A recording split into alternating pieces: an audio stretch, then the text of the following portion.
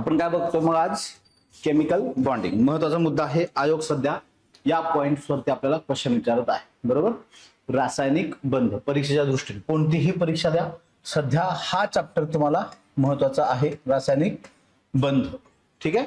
याच्यात एकेरी बंध, दुहेरी बंध याच्यावरती आयोग प्रश्न विचारत आहे. ते बघूयात आपण कशा पद्धतीनं आयोग प्रश्न विचारत आहे. बरोबर आहे. यस, ठीक आहे.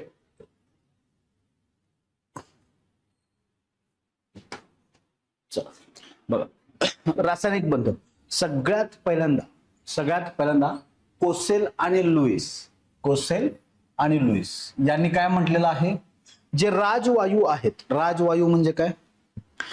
जे 18व्या गणातले मूलद्रव्य आहेत, निष्क्रिय मूलद्रव्य आहेत, नोबल गॅसेस आपण ज्यांना म्हणतो किंवा इनर्ट गॅसेस, अशी मूलद्रव्ये रासायनिक अभिक्रियेत भाग घेत नाहीत. काय म्हटलेलं आहे त्यांनी? सगळ्यात पहिल्यांदा राजवायू जे आहेत, ठीक आहे, राजवायू रासायनिक अभिक्रियेत भाग घेत नाहीत. राजवायू अभिक्रियेत भाग घेत नाहीत असं त्यांनी सांगितलेलं आहे. कारण त्यांचं जे इलेक्ट्रॉन स्वरूपण आहे, बाह्यतम कक्षा जी आहे मूलद्रव्याची किंवा अणूची जी बाह्यतम कक्षा आहे, त्यामध्ये इलेक्ट्रॉन स्वरूपण स्थिर झालेलं असतं. म्हणजे काय आहे? एक तर त्यांच्या मूलद्रव्यामध्ये द्विक स्थिती, डुप्लेट किंवा ऑक्टेट स्थिती, अष्टक स्थिती जी आहे ती पूर्ण झालेली असते. त्यामुळं ती मूलद्रव्य कोणत्याही रासायनिक अभिक्रियेत भाग घेत नाहीत. Yes, correct. Yes, good morning Yogesh. Yes, ती मूलद्रव्ये रासायनिक अभिक्रियेत भाग घेत नाहीत. प्रत्येक मूलद्रव्य काय करतं? स्वतःच्या बाह्यतम कक्षेतील अष्टक स्थिती इलेक्ट्रॉन स्वरूपण पूर्ण करण्याचा प्रयत्न करत असते. त्यामुळं इलेक्ट्रॉनची एकतर देवाणघेवाण होते किंवा इलेक्ट्रॉनची भागीदारी होते आणि काय तयार होतं? ती अष्टक स्थिती पूर्ण करण्याचा प्रयत्न करून ते स्थिर होण्याचा प्रयत्न करतात. बरोबर आहे. हे कोण सांगितलेलं आहे? लुईसने सांगितलेलं आहे. लुईस सिद्धांत, कोसेल आणि लुईस त्यांनी सांगितलेलं आहे की जी मूलद्रव्ये राजवायू आहेत ती रासायनिक अभिक्रियेत भाग घेत नाहीत आणि जी मूलद्रव्ये अस्थिर आहेत ती स्वतःची बाह्यतम कक्षा पूर्ण करण्याचा प्रयत्न करतात व ती रासायनिक अभिक्रिया किंवा बंध करून स्वतःची अष्टक स्थिती पूर्ण करण्याचा प्रयत्न करतात. हे कोणी सांगितलेलं आहे? कोसेल व लुईसने सांगितलं. बाह्यतम कक्षेत 8 इलेक्ट्रॉन पूर्ण करून निष्क्रिय मूलद्रव्यांची स्थिती प्राप्त करण्याचा प्रयत्न प्रत्येक मूलद्रव्य करते. काय सांगतोय? प्रत्येक मूलद्रव्य किंवा प्रत्येक अणू ती स्थिती मिळवण्याचा प्रयत्न करत असते. यस, त्यामुळे हा काय आहे? बेसिक नियम आहे लुईस सिद्धांत, कोसेल आणि लुईसचा हा बेसिक रूल्स त्यांनी सांगितलेला आहे तो हा आहे. ठीक आहे. मग जे स्थिरता प्राप्त करायची आहे त्यावेळी मग ती स्थिरता प्राप्त करण्यासाठी मूलद्रव्याचे अणू काय करतात? एकतर इलेक्ट्रॉनची देवाणघेवाण करतात. काय करतात? इलेक्ट्रॉनची देवाणघेवाण म्हणजे काय? ट्रान्सफर ऑफ इलेक्ट्रॉन करतात किंवा इलेक्ट्रॉनची भागीदारी करतात. भागीदारी म्हणजे काय? शेअरिंग करतात. इलेक्ट्रॉनची शेअरिंग करतात, त्याला म्हणतात. हे 2 टाइप्स आहेत. या 2 पद्धतीनं इलेक्ट्रॉन आपले मूलद्रव्य किंवा इलेक्ट्रॉन जो आहे ती स्वतःची अष्टक स्थिती पूर्ण करण्याचा प्रयत्न करून स्थिर होण्याचा प्रयत्न करते. बरोबर आहे. मग आता बघा यामध्ये काय दाखवले? याच्यात इलेक्ट्रॉनची देवाणघेवाण आपल्याला हे बघायचं आहे पुढे. बरोबर. इलेक्ट्रॉनची देवाणघेवाण कर पहिल्यांदा आपण म्हणतो. ठीक आहे. मग इलेक्ट्रॉनची देवाणघेवाण करून कोणता बंध तयार होतो? त्यावेळी बंधाचे प्रकार आहेत. पहिला आहे आयोनिक बंध. आयोनिक बॉन्ड जो आहे, पहिला बॉन्ड आहे आयोनिक बॉन्ड. यामध्ये काय होते? इलेक्ट्रॉनची पूर्ण देवाणघेवाण, कम्प्लीट ट्रान्सफर ऑफ इलेक्ट्रॉन्स तिथं होतं. काय होतं? इलेक्ट्रॉनची पूर्ण देवाणघेवाण होते. जी मूलद्रव्ये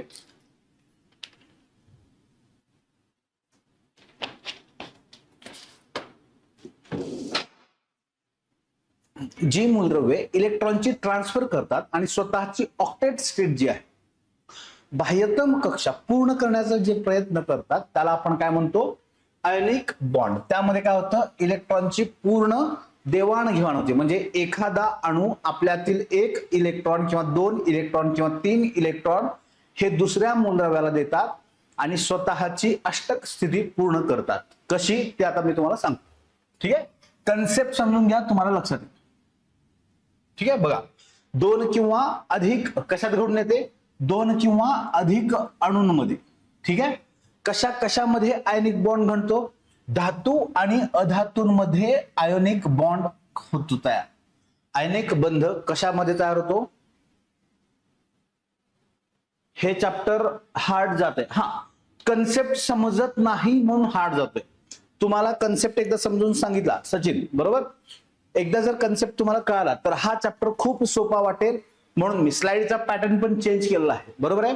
त्यामध्ये तुम्हाला आता थोडंसं AI यूज करून स्लाइड्स बनवलेले आहेत, जेणेकरून तुम्हाला ही कन्सेप्ट समजायला सोपं जाईल.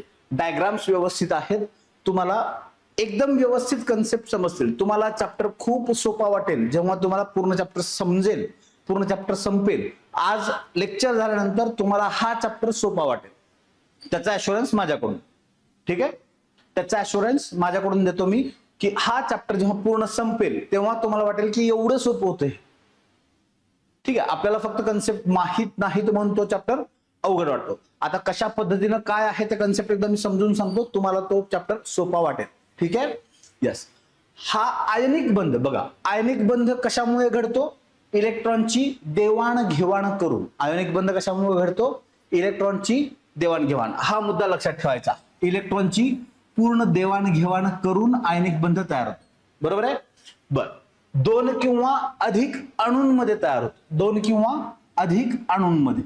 ठीक आहे, मग हा जो बंध आहे, आयनिक बॉन्ड आहे, तर कुणाकुणामध्ये घडून येतो, धातू आणि अधातूंमध्ये. धातू आणि अधातूंमध्ये इलेक्ट्रॉनची देवाणघेवाण होते. कुणामध्ये असतो आयनिक बंध, धातू आणि अधातूंमध्ये इलेक्ट्रॉनची देवाणघेवाण होऊन हा बंध तयार होतो. कुठे बंध तयार होतो, इलेक्ट्रॉन मध्ये, धातू आणि अधातूंमध्ये इलेक्ट्रॉनची देवाणघेवाण होऊन. ठीक आहे, आता याचं उदाहरण मी तुम्हाला सांगतो. बघा, हा आहे सोडियम. काय आहे हे, सोडियम आहे, बरोबर आहे. सोडियम याचं इलेक्ट्रॉन स्वरूपण किती आहे, 2, 8 आणि 1 हे त्याचं काय आहे, इलेक्ट्रॉन स्वरूपण. 11 नंबर आहे, ॲटॉमिक नंबर 11 आहे, म्हणून इलेक्ट्रॉन स्वरूपण काय आहे, 2, 8, 1. ठीक आहे, क्लोरीनचं इलेक्ट्रॉन स्वरूपण काय आहे, 2, 8, 7.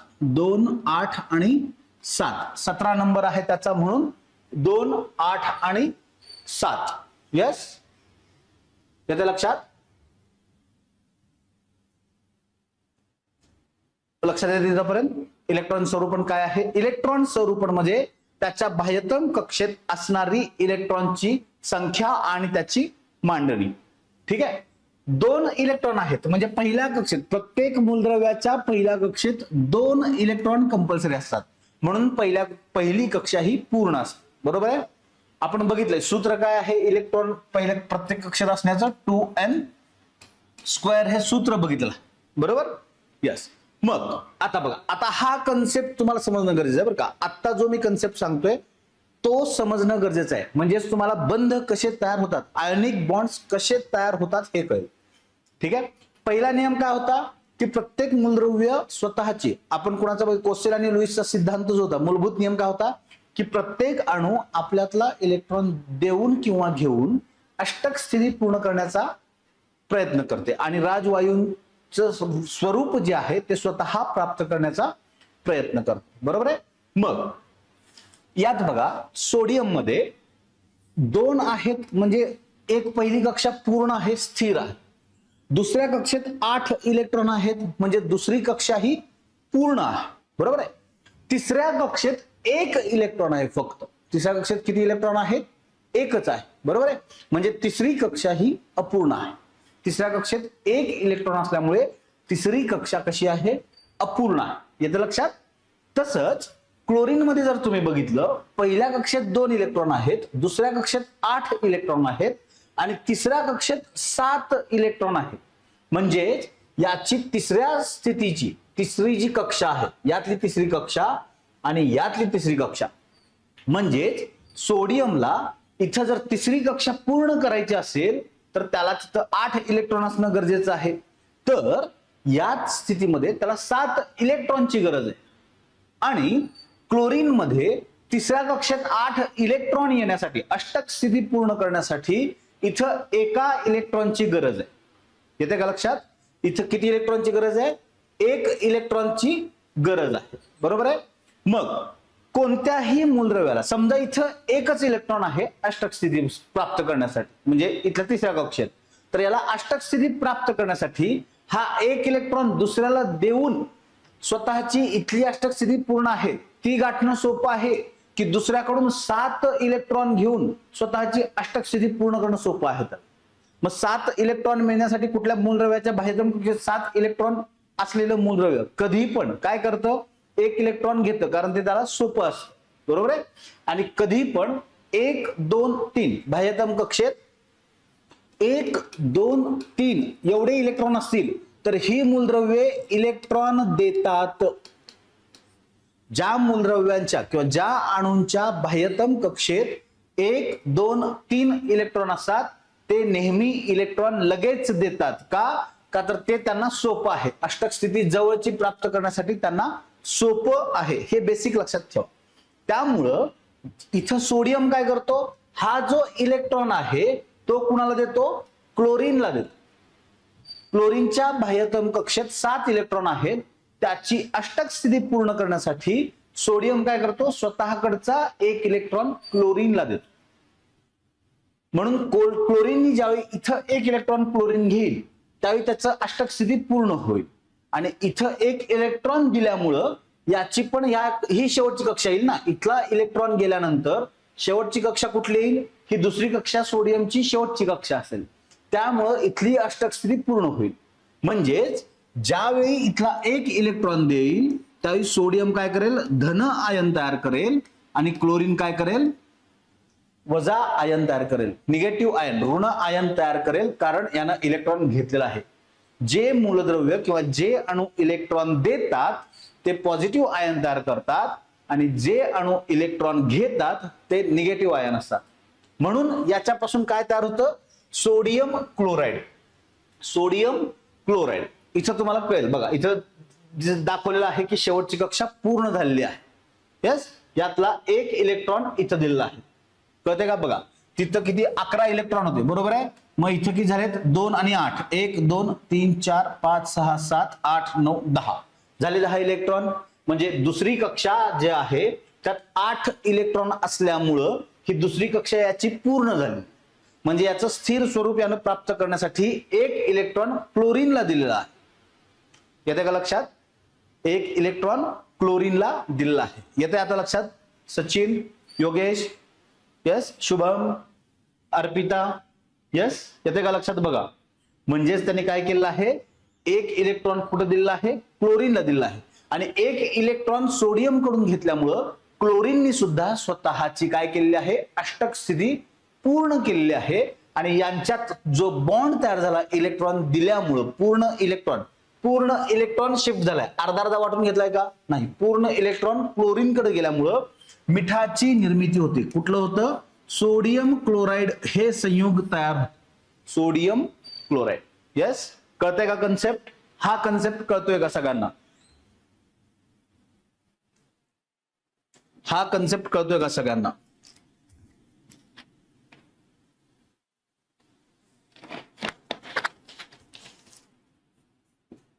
हा जर कन्सेप्ट कळाला तर तुम्हाला पूर्ण चॅप्टर सोपं आहे बरं का. हाच कन्सेप्ट करणं महत्वाचं आहे आणि पुढचा सहसंयुज बंधातला इलेक्ट्रॉनची शेअरिंग कशी होते ते समजणं गरजेचं आहे. एकदा ते समजलं तर तुम्हाला अख्खाच्या अख्खा चॅप्टर पुढचं धातू काय आहेत, अधातू काय आहेत, त्यांची बॉन्ड लेंथ काय आहे, बॉन्ड एनर्जी काय आहे, हे कन्सेप्ट कळायला चालू होतात. मग सिग्मा बॉन्ड कसा तयार होतो, पाय बॉन्ड कसा तयार होतो, हे कळायला सोपं जाईल. यस,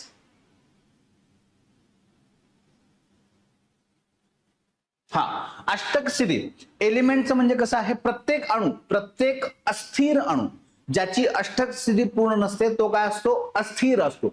मग त्या अस्थिर अणूची कंडिशन काय असते? त्याला स्वतःला स्टेबल ठेवण्यासाठी स्वतःची अष्टक स्थिती पूर्ण करण्याचा प्रत्येक अणू प्रयत्न करत असतो. ठीक आहे, आणि हाच आपला बेसिक नियम आहे कुणाचा, कोसेल आणि लुईसचा. पहिला नियम जो आपण सांगितला आहे पहिल्यांदा. ठीक आहे, प्रत्येक मूलद्रव्य काय करतं, स्वतःचं बाह्यतम कक्षेत 8 इलेक्ट्रॉन दिसतंय का बघा, मग अशी म्हणूनच मी तुम्हाला तिथं हायलाइट केलं होतं. बघा इथं दिसतंय प्रत्येक अणू काय करतो, बाह्यतम कक्षेत 8 इलेक्ट्रॉन म्हणजे ऑक्टेट स्थिती पूर्ण करण्याचा प्रयत्न करतं आणि स्वतः स्टेबल राहण्याचा प्रयत्न करत असतं. हा तुमचा बेसिक कन्सेप्ट लक्षात ठेवायचा आणि त्याच्यानुसार मग बॉन्ड्स लक्षात ठेवायचे. एक लक्षात ठेवायचं, प्रत्येक मूलद्रव्याचा अणू हा स्वतःच्या बाह्यतम कक्षेत 8 इलेक्ट्रॉन मिळवण्याचा किंवा 8 इलेक्ट्रॉन आणण्याचा प्रयत्न करतं आणि अष्टक स्थिती पूर्ण करण्याचा प्रयत्न करतं. का तर अष्टक स्थिती पूर्ण झाल्यावर तो अणू स्थिर होतो. ठीक आहे, मग आपण इन जनरल आपल्या बोलीभाषेत आपण म्हणतो, बरोबर आहे, आपण एखादं कॉलेज ग्रॅज्युएशन झालं, नोकरीला लागलो की आपण सेटल कधी होणार आहे म्हणतो. सेटल झाली काय असतो, आपण रिलॅक्स असतो. येतं लक्षात, आपल्यासोबत कम्पेअर करा. सेटल झालं म्हणजे काय असतं की आपण रिलॅक्स झालेलो असतो. लाईफ मध्ये सेटल कधी होणार आहे म्हणतो आपण, बरोबर. मग तोपर्यंत आपण काय असतो, अस्थिर असतो. म्हणजे आपण अनस्टेबल असतो, अस्थिर असतो. आपण स्थिर राहण्याचा प्रयत्न करतो.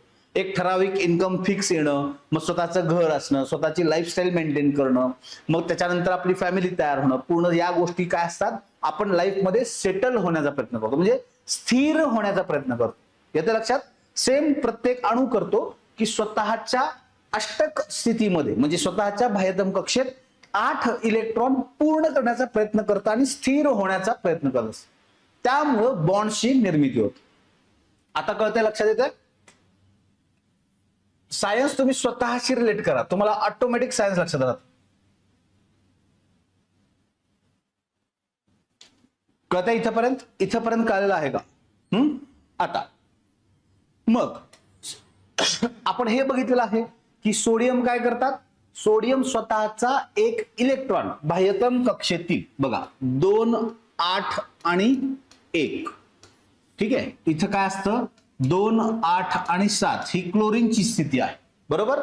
एक इलेक्ट्रॉन हा इथं आल्यामुळं, एक इलेक्ट्रॉन या कक्षेत दिल्यामुळं सोडियम आयन तयार होऊन काय इलेक्ट्रॉन स्वरूपण झालं 2, 8 आणि क्लोरीनचा निगेटिव्ह आयन तयार होऊन काय इलेक्ट्रॉन स्वरूपण झालं 2, 8, 8.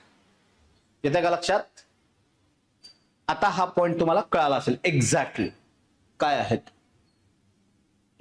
यामध्ये काय होतं, पूर्ण अणू एका अणूचं किंवा 2 अणूंचं किंवा 3 अणूंचं, ठीक आहे, ते पूर्ण अणूंची ट्रान्सफर होते कुणाला, दुसऱ्या मूलद्रव्याला. दुसऱ्या मूलद्रव्याच्या अणूला त्या इलेक्ट्रॉनची पूर्ण ट्रान्सफर होते, पूर्ण देवाणघेवाण होते, म्हणून तो आयनिक बंध आहे. आयनिक बंध मध्ये काय होतं, इलेक्ट्रॉनची संपूर्ण देवाणघेवाण होते. आता जे धातू आहेत म्हणजे हे काय आहे, सोडियम 1, 2, 3 ज्यांच्या बाह्यतम कक्षेत 1, 2, 3 मूलद्रव्य आहेत, अणू आहेत 1, 2, 3 सॉरी, ज्या अणूच्या बाह्यतम कक्षेमध्ये 1, 2, 3 एवढे अणू असतात, एवढे इलेक्ट्रॉन आहेत, ते सर्व काय आहेत, धातू आहेत. आणि ते काय करतात, ज्यांच्या बाह्यतम कक्षेत 5, 6, 7 इलेक्ट्रॉन आहेत त्यांना ते इलेक्ट्रॉन स्वतःकडचे देतात. येतं लक्षात. सोडियम काय करतो, याच्या बाह्यतम कक्षेत 1 इलेक्ट्रॉन आहे, तो देतो कोणाला, क्लोरीनला. 1 अणू असल्यामुळे त्यामुळे याची अष्टक स्थिती इथं पूर्ण झालेली आहे, इथं याची अष्टक स्थिती पूर्ण झाली आहे, म्हणजे दोन्ही अणू स्टेबल झालेले आहेत, दोन्ही अणू इथं स्थिर झालेले आहेत. येतं लक्षात पॉइंट. म्हणजे प्रत्येक मूलद्रव्यातील प्रत्येक अणू हा स्वतः स्थिर होण्याचा प्रयत्न करत असतो, त्यामुळं इलेक्ट्रॉनची देवाणघेवाण करतात. ठीक आहे, इलेक्ट्रॉनची देवाणघेवाण करतात. आणि हा आयनिक बंध कुठं घडून येतो, धातू आणि अधातूंमध्ये घडून येतो. धातू आणि अधातूंमध्ये घडून येतो. ठीक आहे, यस. मग जे अणू स्वतःकडचे इलेक्ट्रॉन पूर्णतः दुसऱ्या मूलद्रव्याला देतात, जे अणू स्वतःच्या बाह्यतम कक्षेतील इलेक्ट्रॉन दुसऱ्या मूलद्रव्याच्या अणूला देतात त्याला काय म्हणायचं, धातू म्हणायचं. धातू काय करतात, स्वतःकडचा इलेक्ट्रॉन दुसऱ्या मूलद्रव्याला देतात. आणि अधातू काय करतात, स्वतःची अष्टक स्थिती पूर्ण करण्यासाठी ते धातू मूलद्रव्यांकडून इलेक्ट्रॉन घेतात.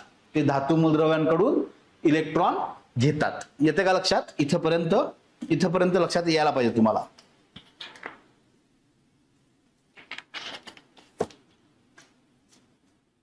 मग धातू काय करतात, धन आयन तयार करतात. एक इलेक्ट्रॉन देतात म्हणजेच काय करतात, धन आयन.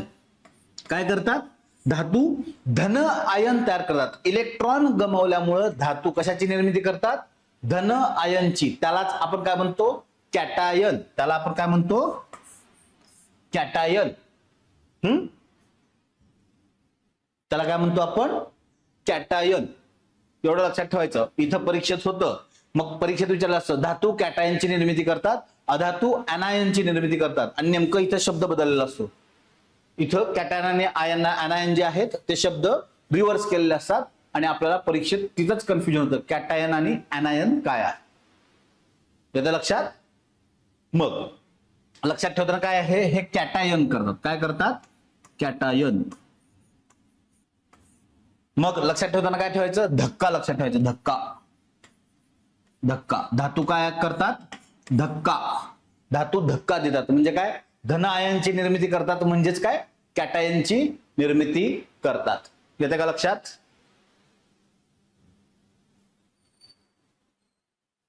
यस. इथपर्यंत लक्षात येतं तुमच्या. धन आयनची निर्मिती केल्यामुळं तुमचं काय होतं, कॅटायनची. धन आयनलाच आपण काय म्हणतो, कॅटायन असं म्हणतो. म्हणून धातू नेहमी काय करतात, कॅटायनची निर्मिती करतात. येते का इथपर्यंत लक्षात? धातू कॅटायनची निर्मिती करतात. ठीक आहे.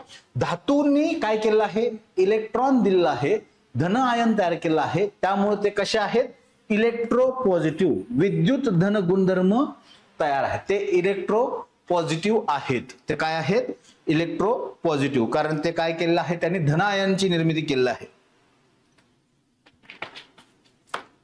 आणि धातूंची जी इलेक्ट्रो पॉझिटिव्हिटी असते, धातूंची ही जी इलेक्ट्रो पॉझिटिव्हिटी असते ती कॅटायनच्या संख्येशी व्यस्त प्रमाणात असते.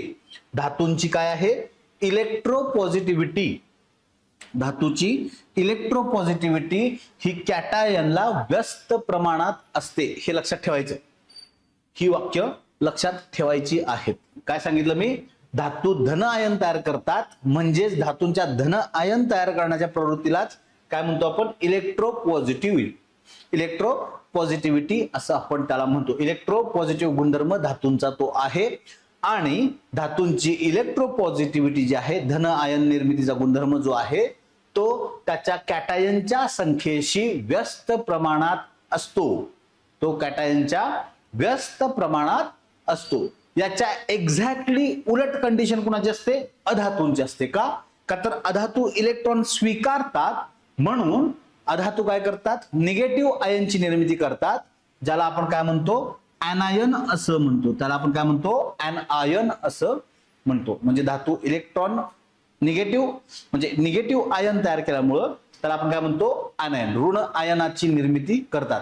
आणि त्यांची ऋण आयन तयार करण्याचा जो गुणधर्म आहे त्यालाच आपण काय म्हणतो, इलेक्ट्रोनिगेटिव्हिटी. त्याला आपण काय म्हणतो, इलेक्ट्रोनिगेटिव्हिटी. विद्युत ऋणता गुणधर्म. इथं ऋणता पाहिजे बरं का, ऋषीचा पाहिजे. विद्युत ऋणता गुणधर्म त्याला इलेक्ट्रोनिगेटिव्हिटी म्हणतात. आणि ही सुद्धा इलेक्ट्रोनिगेटिव्हिटी ही अनायनच्या संख्येशी व्यस्त प्रमाणात असते. अनायनच्या संख्येशी व्यस्त प्रमाणात असते. इथं लिहितो व्यस्त प्रमाण. येते का बघा लक्षात. धातूंची इलेक्ट्रोनिगेटिव्हिटी ही अनायनच्या व्यस्त प्रमाणात असते. समजतं इथपर्यंत? पॉइंट कळतोय? इथपर्यंत पॉइंट कळतोय? यस. आता हे काय बघितलेलं आहे आपण, इलेक्ट्रॉनची देवाणघेवाण, आयनिक बंध. बरोबर आहे. आता याच्या नंतरचा जो बंध आहे तो कोणता आहे, सहसंयुज बंध. सहसंयुज बंध. सहसंयुज नावच आहे. काय आहे, सहसंयुज. ठीक आहे. काय सांगितलेलं आहे, सहसंयुज बंध म्हणजेच काय आहे, त्याला आपण इंग्लिश मध्ये म्हणतो कोव्हॅलंट बॉन्ड. आणि यामध्ये काय होतं, सहसंयुज, सहभागाने बांधलेले असणे म्हणजे काय, सहसंयुज म्हणजेच काय, इलेक्ट्रॉनची काय होते, भागीदारी होऊन. आयनिक बंध कसे तयार झालेले आहेत, इलेक्ट्रॉनची पूर्ण देवाणघेवाण होऊन आयनिक बंध तयार झालेले आहेत. आणि सहसंयुज बंध कसे तयार होतात, इलेक्ट्रॉनची भागीदारी झाल्यामुळं, इलेक्ट्रॉनची शेअरिंग होते. इलेक्ट्रॉनची शेअरिंग झाल्यामुळं काय होतं, पूर्ण हा बंध तयार होतो. इलेक्ट्रॉनची भागीदारी झाल्यामुळं कोव्हॅलेंट बॉन्ड तयार होतो. हे त्याचे बंध आहेत, एकेरी बंध, दुहेरी बंध, तिहेरी बंध. सिंगल बॉन्ड, डबल बॉन्ड आणि ट्रिपल बॉन्ड हे कशाचे प्रकार आहेत, सहसंयुज बंधाचे. बघा आता सहसंयुज बंध कशात घडून येतात, इलेक्ट्रॉनची शेअरिंग जी होते ती कशामध्ये होते, फक्त आणि फक्त अधातूंमध्ये होते. कशात होते, अधातूंमध्ये. आयनिक बंध कुणाच्यात घडून येत होता, धातू आणि अधातूंमध्ये घडून येत होता. सहसंयुज बंध कुठे घडून येतो, फक्त अधातूंमध्येच घडून येतो. हा पॉइंट लक्षात ठेवा, फक्त अधातूंमध्येच हा बंध घडून येतो. येते का लक्षात, इथपर्यंत कळतंय सगळ्यांना. येस, ऑनलाईन जनता जे जे आहेत ते, कन्हैया, यस कळतंय का, बघा इथपर्यंत कळतंय का, ठीक आहे. बघा मग यात काय होतं, इलेक्ट्रॉनची शेअरिंग होते. इलेक्ट्रॉनची शेअरिंग होते म्हणजे कसं, बघा ठीक आहे.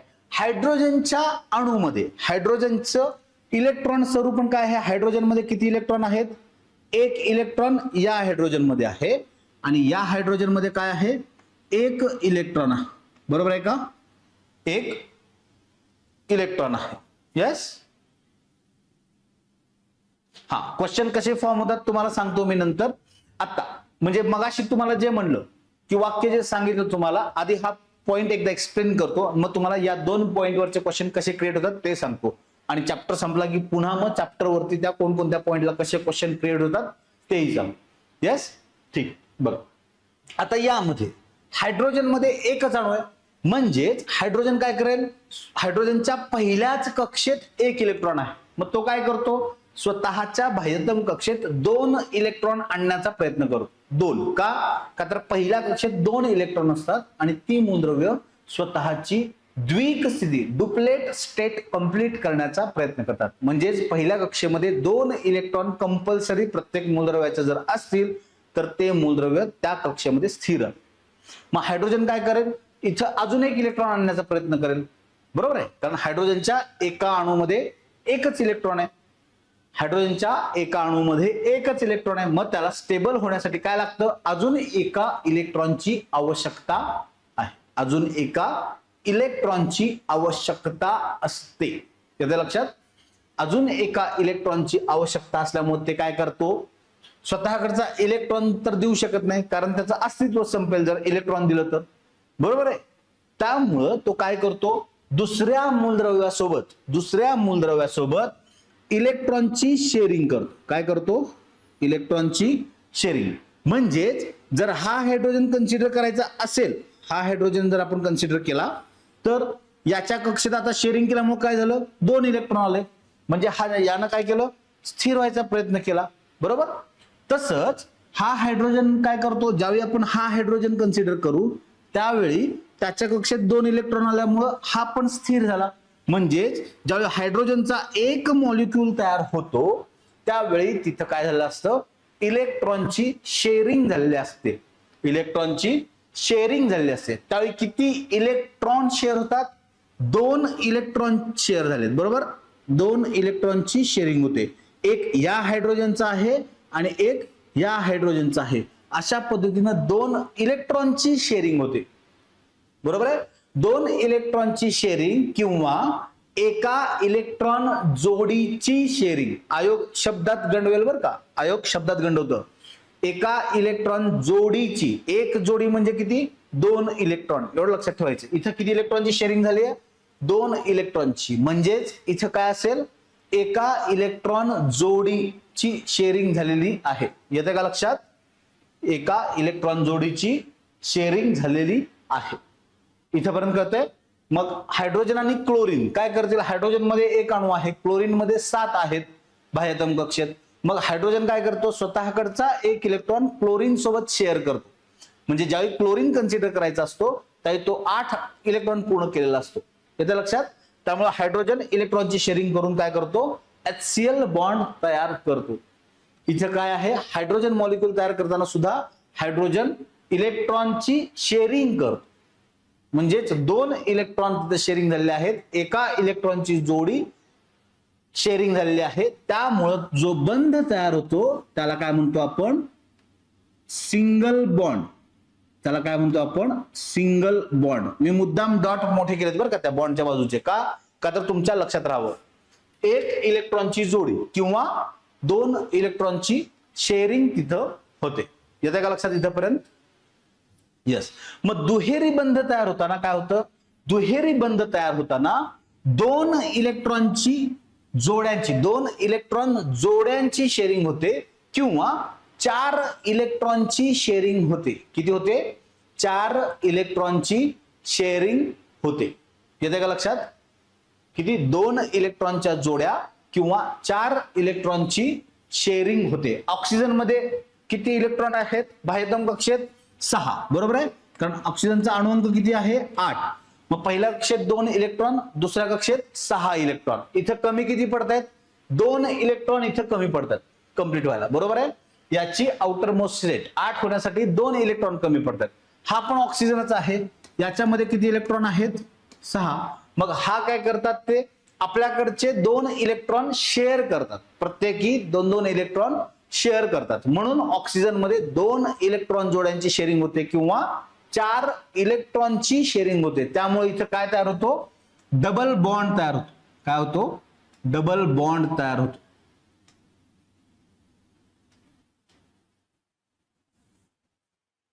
ठीक आहे, डबल बॉन्ड. आयोग तुम्हाला प्रश्न विचारताना डायरेक्ट विचारला असं की एकेरी बंधात एका इलेक्ट्रॉन जोडीची शेअरिंग होते, दुहेरी बंधात 4 इलेक्ट्रॉनची शेअरिंग होते. शब्दात फरक आहे, इथं एका जोडीची म्हटलंय पण होतात किती, 2 इलेक्ट्रॉन. इथं 4 इलेक्ट्रॉन म्हटलंय म्हणजे किती जोड्या झाल्या, 2 जोड्यांची शेअरिंग होते. येते का लक्षात, हे पॉइंट लक्षात येतोय. यस. त्याचप्रमाणे तिहेरी बंध जो तयार होतो, तिहेरी बंधामध्ये काय होतं, तिहेरी बंधामध्ये 3 इलेक्ट्रॉन जोड्या किंवा 6 इलेक्ट्रॉनची शेअरिंग होते. किती होते, 3 इलेक्ट्रॉनच्या जोड्या किंवा 6 इलेक्ट्रॉनची शेअरिंग होते आणि ट्रिपल बॉन्ड तयार होतो. काय होतो, ट्रिपल बॉन्ड तयार होतो. येते का लक्षात, इथपर्यंत लक्षात येते. यस. म्हणजेच हे आहेत तुमचे सहसंयोजी बंध. आयोग तुम्हाला प्रश्न विचारताना कसा विचारेल, आयनिक बंधामध्ये अधातूंमध्ये, बघा मी शब्द काय वापरते बघा, आयनिक बंध तयार होताना अधातूंमध्ये इलेक्ट्रॉनची देवाणघेवाण होऊन आयनिक बंध तयार होतो. सहसंयोजी बंध होताना धातू आणि अधातूंमध्ये इलेक्ट्रॉनची शेअरिंग होऊन, भागीदारी होऊन सहसंयोजी बंध तयार होतो. झालं वाक्य तयार, क्वेश्चन झाला तयार मल्टीलायनर मध्ये. तर मग यात चुकीचं विधान कुठलं आहे सांगायचं. मी सांगितलेलं, मी जी वाक्य सांगितली त्यामध्ये चुकीचं विधान कोणतं आहे. आयनिक बंध तयार होताना अधातूंमध्ये इलेक्ट्रॉनची देवाणघेवाण होऊन आयनिक बंध तयार होतात आणि सहसंयोजी बंध तयार होताना धातू आणि अधातूंमध्ये इलेक्ट्रॉनची भागीदारी होऊन सहसंयोजी बंध तयार होतात. यापैकी योग्य विधाने ओळखा. फक्त अ बरोबर, फक्त ब बरोबर, दोन्ही बरोबर, दोन्ही चूक. हे तुमचे ऑप्शन्स आहेत.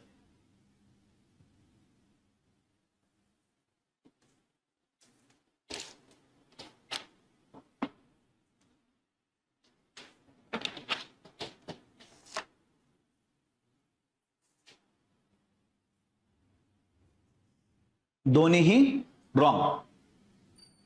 योगेश दोन्हीही काय, दोन्हीही काय, बोथ काय, राइट और रॉंग.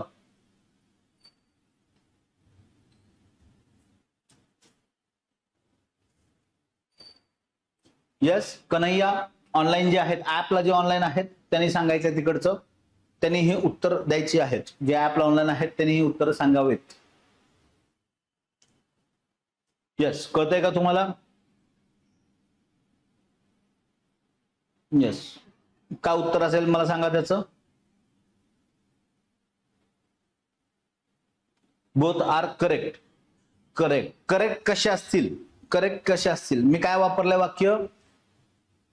आयनिक बंध तयार होताना अधातूंमध्ये इलेक्ट्रॉनची देवाणघेवाण होते आणि सहसंयुज बंध तयार होताना धातू आणि अधातूंमध्ये इलेक्ट्रॉनची भागीदारी होते.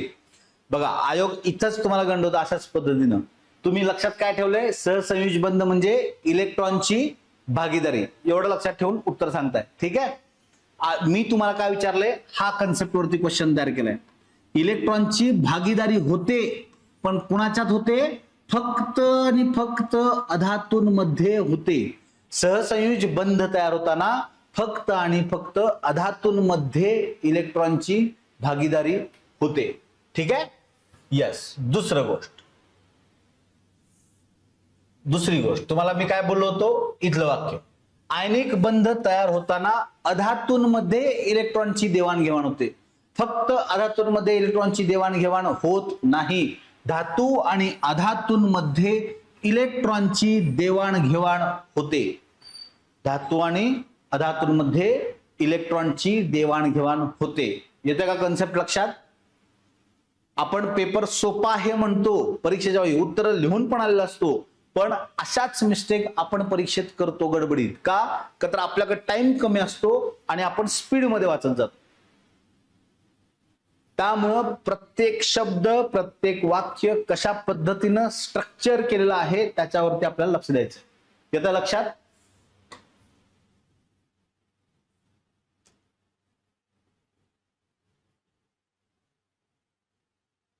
इथेपर्यंत लक्षात आलंय? बघा, आता तुमचा जो क्वेश्चन तयार होणार आहे तो कशावरती होईल? या चार्ट वरती तयार. त्यामुळं हा चार्ट नीट रिवाइज करायचा. हा चार्ट नीट रिवाइज करायचा. ठीक आहे. लक्षात येतो पॉइंट? कन्सेप्ट काय होता मगाच्या क्वेश्चन मधला? मगाच्या क्वेश्चन मध्ये कशा पद्धतीनं कन्सेप्ट, बघा, कन्सेप्च्युअल अंडरस्टँडिंग पाहिजे. मी जे म्हणतोय तुम्हाला ते त्यासाठीच म्हणतोय. फक्त वाक्य पाठ करायला जाऊ नका, कारण सायन्स विषय असा आहे, तुम्ही जेवढं रट्टा माराल तेवढं तुम्ही चुकायला चालू कराल. त्यामुळे सायन्समध्ये रट्टा मारण्या, खास करून फिजिक्स आणि केमिस्ट्री, रट्टा मारण्यापेक्षा तुम्ही कन्सेप्ट समजून घ्या. तुमचं वाचन कमी लागतं. ज्यावेळी कन्सेप्ट तुम्हाला समजतात त्यावेळी रिडिंग तुमचं कमी लागतं. तुम्हाला डेटा खूप कमी लक्षात ठेवावा लागतो, तुम्हाला पाठ करावा लागतो किंवा लक्षात ठेवावा लागतो. जर कन्सेप्ट कळालं तर तुम्ही त्याच्यावरती उत्तर देऊ शकता डायरेक्ट. तुम्हाला पाठ करायची गरज पडत नाही, फक्त कन्सेप्ट काय समजून घ्या. ठीक आहे. यस. बघा, इथं काय आहे? आयनिक संयुगे म्हणजे ज्या मूलद्रव्यांमध्ये आयनिक बंधाने, जी मूलद्रव्ये आयनिक बंधाने तयार होतात, इलेक्ट्रॉनची देवाणघेवाण होऊन तयार होतात, त्यांना आपण काय म्हणतो? आयनिक संयुगे असं म्हणतो, आयनिक कंपाऊंड्स असं म्हणतो. आणि जी मूलद्रव्ये किंवा जी संयुगे इलेक्ट्रॉनच्या भागीदारीने तयार होतात त्यांना आपण काय म्हणतो? सहसंयुज संयुगे असं म्हणतो. कोव्हॅलंट कंपाऊंड्स असं त्याला आपण म्हणतो. हे आहेत आयनिक कंपाऊंड्स, हे आहेत कोव्हॅलंट कंपाऊंड्स. यस. आणि या त्याच्या काय आहेत? घटक आहेत. यामध्ये घटक काय आहेत? निर्मिती प्रक्रिया, कशा पद्धतीने तयार होतात. आयनिक संयुगे म्हणजे आयनिक बंधाने तयार होणारी संयुगे कशा पद्धतीने तयार होतात? इलेक्ट्रॉनची देवाणघेवाण करून तयार होतात. इलेक्ट्रॉनची देवाणघेवाण करून ती संयुगे तयार होतात. सहसंयुज संयुगे कशी तयार होतात? इलेक्ट्रॉनची भागीदारी करून तयार होतात. कशी तयार होतात? इलेक्ट्रॉनची भागीदारी करून ती संयुगे तयार होतात. घटक मूलद्रव्य कोणती असतात? कोणकोणत्या मूलद्रव्यांमध्ये ही संयुगे तयार होतात? धातू आणि अधातू यांची मिळून आयनिक संयुगे तयार होतात किंवा आयनिक बंध त्यामुळे तयार होतो. आणि सहसंयुज संयुगे कशापासून तयार होतात? फक्त आणि फक्त अधातूंमध्ये तयार होतात. फक्त आणि फक्त अधातूंमध्येच तयार होतात, कारण अधातूंमध्येच फक्त आणि फक्त सहसंयुज बंध तयार होतो. हा तुमचा कन्सेप्च्युअल चार्ट आहे, त्यामुळे लक्षात ठेवा. यस. बघा, बंधाची ताकद, स्ट्रेंथ जी आहे, आयनिक बंधात काय आहे? इलेक्ट्रॉन पूर्ण दिलेला आहे. इलेक्ट्रॉन पूर्ण दिलेला आहे, त्यामुळे तो जो बॉन्ड तयार होणार आहे तो कसा असणार आहे? स्ट्रॉंग असणार आहे. तो बॉन्ड कसा असणार आहे? स्ट्रॉंग बॉन्ड असणार आहे. आणि सहसंयुज संयोजकांमध्ये काय आहे? इलेक्ट्रॉनची शेअरिंग असल्यामुळं, इलेक्ट्रॉनची भागीदारी असल्यामुळं, भागीदारी कधीही तुटू शकते. बरोबर आहे का? तेवढं लक्षात आहे? भागीदारी कधीही तुटू शकते. व्यवसाय बिझनेस बघा, बिझनेस पार्टनरशिप मध्ये केला तर पार्टनरशिप मध्ये एक मिसअंडरस्टँडिंग झाली की काय होतं, बिझनेस कोलॅप्स व्हायला वेळ लागत नाही. त्याच पद्धतीनं म्हणजे समजून घ्यायचं, ही उदाहरणं लक्षात ठेवायची रिअल लाईफ मध्ये. म्हणजेच भागीदारीनं तयार होणारे बॉन्ड्स जे आहेत किंवा संयुग जे आहेत ते कसे असतील, कमकुवत असतील. येते का लक्षात, कमकुवत असतील. येते लक्षात इथपर्यंत. बघा, द्रवणांक आणि उत्कलांक, जेव्हा बॉन्ड स्ट्रॉंग असतो, जेव्हा कोणताही जो केमिकल बॉन्ड आहे मूलद्रव्य तयार होताना त्यामधला जो केमिकल बॉन्ड स्ट्रॉंग असेल तर त्याचा द्रवणांक आणि उत्कलनांक हे दोन्हीही कसे असतात, उच्च असतात, हाय लेवलला असतात. आणि ज्यांच्यात भागीदारी होते किंवा कमकुवत बॉन्ड असतो तेव्हा तिथं काय असतं, द्रवणांक आणि उत्कलनांक हे कमी असतात. हे कसे असतात, कमी असतात. यस.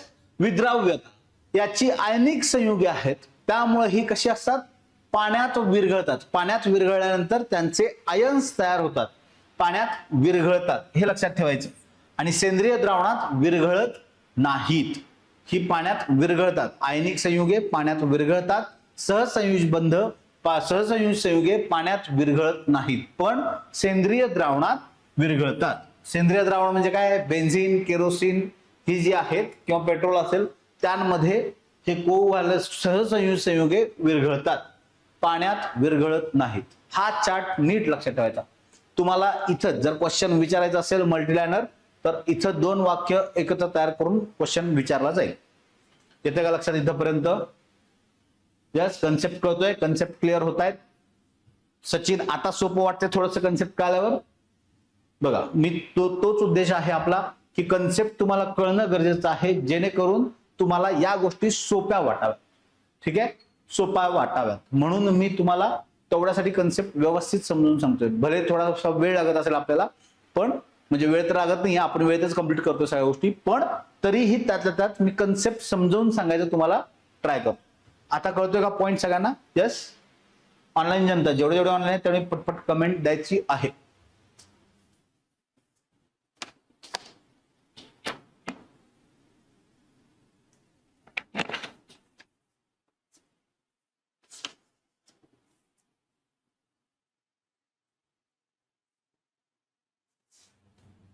यस. क्लिअर? ठीक. नेक्स्ट. आता ठीक आहे, हे काही पॉइंट्स आहेत जे आपल्याला लक्षात ठेवायचे आहेत. आयोग इथं तुम्हाला आता तुम्हाला कळेल आयोग प्रश्न इथं विचारते का नाही, हे वाचल्यानंतर तुम्हाला कळेल. ठीक आहे, हे वाचल्यानंतर तुम्हाला कळेल आयोग इथं प्रश्न विचारत आहे की नाही. ठीक आहे. बघा, पहिला पॅरामीटर कोणता आहे, पहिला घटक बंधातील ऊर्जा, बॉन्ड एनर्जी. काय आहे, बॉन्ड एनर्जी, बॉन्ड एनर्जी पहिला मुद्दा. दुसरा आहे बंधाची लांबी, बॉन्ड लेंथ, बॉन्ड लेंथ. ठीक आहे. तिसरा आहे बंधाचा क्रम, बंधाचा क्रम, बॉन्ड ऑर्डर जी आहे ती. आणि चौथा आहे बंधातील कोन, बंधातील कोन, बॉन्ड अँगल. हे लक्षात ठेवायचं. याच्यावरती आयोगाने प्रश्न विचारले आहेत की नाहीत हे PYQ मध्ये बघितल्यावर तुम्हाला कळेल.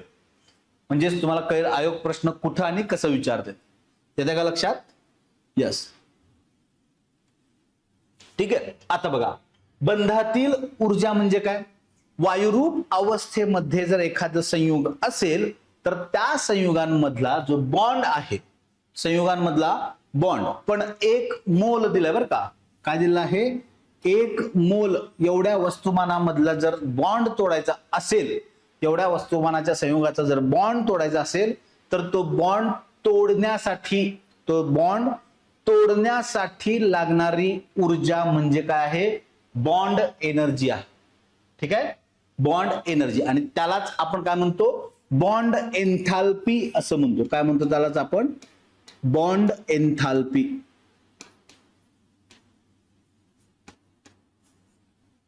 एखाद्या संयोगामध्ये, कुठला, वायुरूप संयोग, वायुरूप बघा इथं सांगतोय, वायुरूप अवस्थेतील संयोगामधला 1 मोल संयोगामध्ये असणारा बॉन्ड तोडण्यासाठी लागणारी ऊर्जा म्हणजे काय आहे, बॉन्ड एनर्जी, बंधातील ऊर्जा. आता बंधातील ऊर्जा म्हणजे एकत्र बॉन्ड, शब्दशः अर्थ घ्यायचा नाही. बॉन्ड एनर्जी म्हणजे काय, बॉन्ड तयार होऊन एकत्र बांधून ठेवण्यासाठी लागणारी ऊर्जा, हे लक्षात ठेवू नका. आपला मूळ शब्द काय आहे, बंधातील ऊर्जा म्हणजे काय आहे, एकत्र वायुरूप अवस्थेतील एक मोल इतक्या वस्तुमानाच्या संयोगाचा बंध तोडण्यासाठी जी ऊर्जा आवश्यक असते तिला आपण म्हणतो बॉन्ड एनर्जी किंवाच बॉन्ड एन्थाल्पी असं म्हणतो. येते का लक्षात, बघा इथपर्यंत लक्षात येते. यस. मग आहे बंधाची लांबी. आता बंधाची लांबी म्हणजे काय आहे, समजा इथं एक अणू आहे, हा त्याचा केंद्रक आहे, इथं एक अणू आहे, हा त्याचा केंद्रक आहे.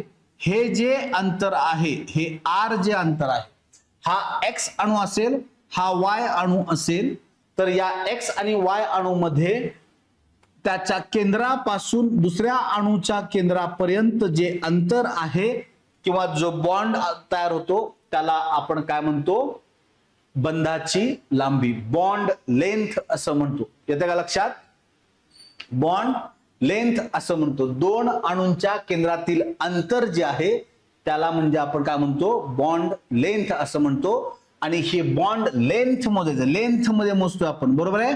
बॉन्ड लेंथ कशात मोजणार मग आपण, मीटर मध्ये. मीटरचं सगळ्यात लहान एकक काय आहे, पिकोमीटर मध्ये मोजतो आपण. कशात मोजतो, बॉन्ड लेंथ पिकोमीटर मध्ये मोजतो, पिकोमीटर. आणि त्यालाच किंवा काय म्हणतात, अँगस्ट्रॉंग युनिट. मी तुम्हाला सांगितलं होतं कशात, लहानात लहान एकक, राशी व मापन. पहिलं चॅप्टर, पहिलं लेक्चर बघा आपलं राशी व मापन मध्ये, त्यामध्ये मी तुम्हाला सांगितलं होतं पिकोमीटर सगळ्यात लहानात लहान एकक आहे. त्यावेळी आपण फेम्टोमीटर असं सांगितलं होतं, 10⁻15 एक. हे फेम्टोमीटर म्हणजे 10⁻15 असं तुम्हाला सांगितलं होतं.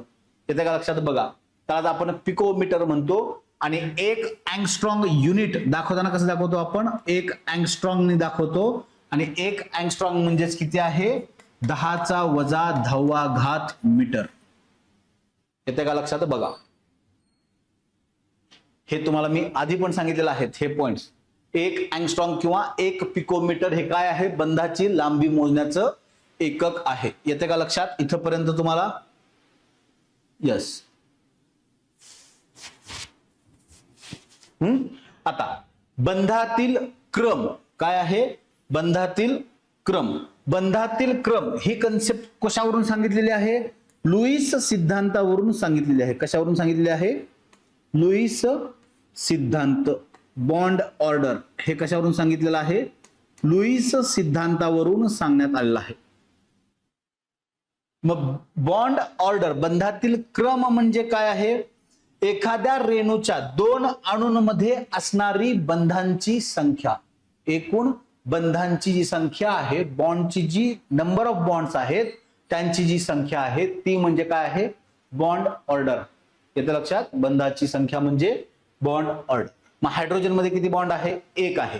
ऑक्सिजन मध्ये, ऑक्सिजनच्या रेणूमध्ये किती आहे, 2 आहे, का तर डबल बॉन्ड आहे. आणि नायट्रोजनच्या रेणूमध्ये किती बॉन्ड आहेत, 3 बॉन्ड आहेत. म्हणजेच बॉन्ड ऑर्डर, हायड्रोजनची बंधातील क्रम जो आहे तो कसा असेल, 1 असेल.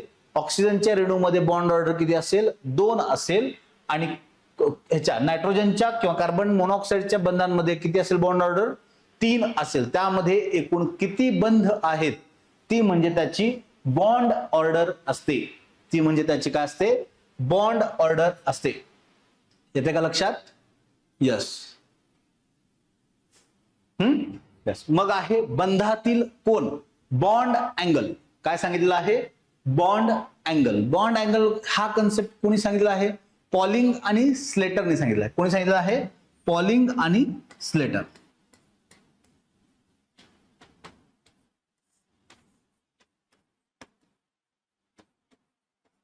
पॉलिंग आणि स्लेटरने काय सांगितलेलं आहे, ज्यावेळी मूलद्रव्याच्या अणूंमध्ये बंध तयार होतो त्यावेळी त्यांना एक विशिष्ट दिशा असते. काय असते, विशिष्ट दिशा असते. आणि ती दिशा म्हणजेच त्या बंधांमध्ये असणारा कोन असतो. त्या बंधांमध्ये असणारा कोन असतो. ही जर डायग्राम तुम्ही नीट बघितलीत, ही जी डायग्राम आहे त्यामध्ये जर बघितलीत तर तुम्हाला हे अँगल्स दिसतात का, बघा हे जे आहेत ते वेगवेगळे अँगल्स आहेत, बरोबर. जर H2O तयार झाला, हा ऑक्सिजन आहे, हा हायड्रोजन आहे, हा हायड्रोजन आहे, हा त्याचा बंधातील कोन असतो, H2O तयार होतो ना, असा तयार होतो. हा CH4 आहे, मिथेन आहे.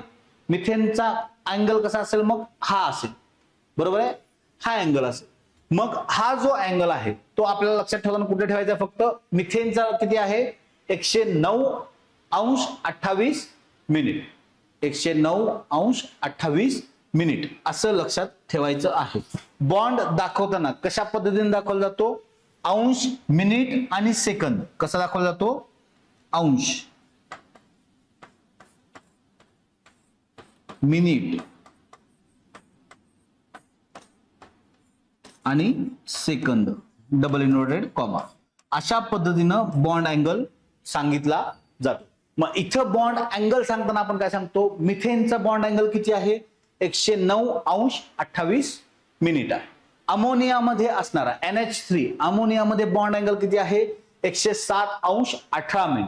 आणि पाण्यामध्ये बॉन्ड अँगल किती आहे 104°35'.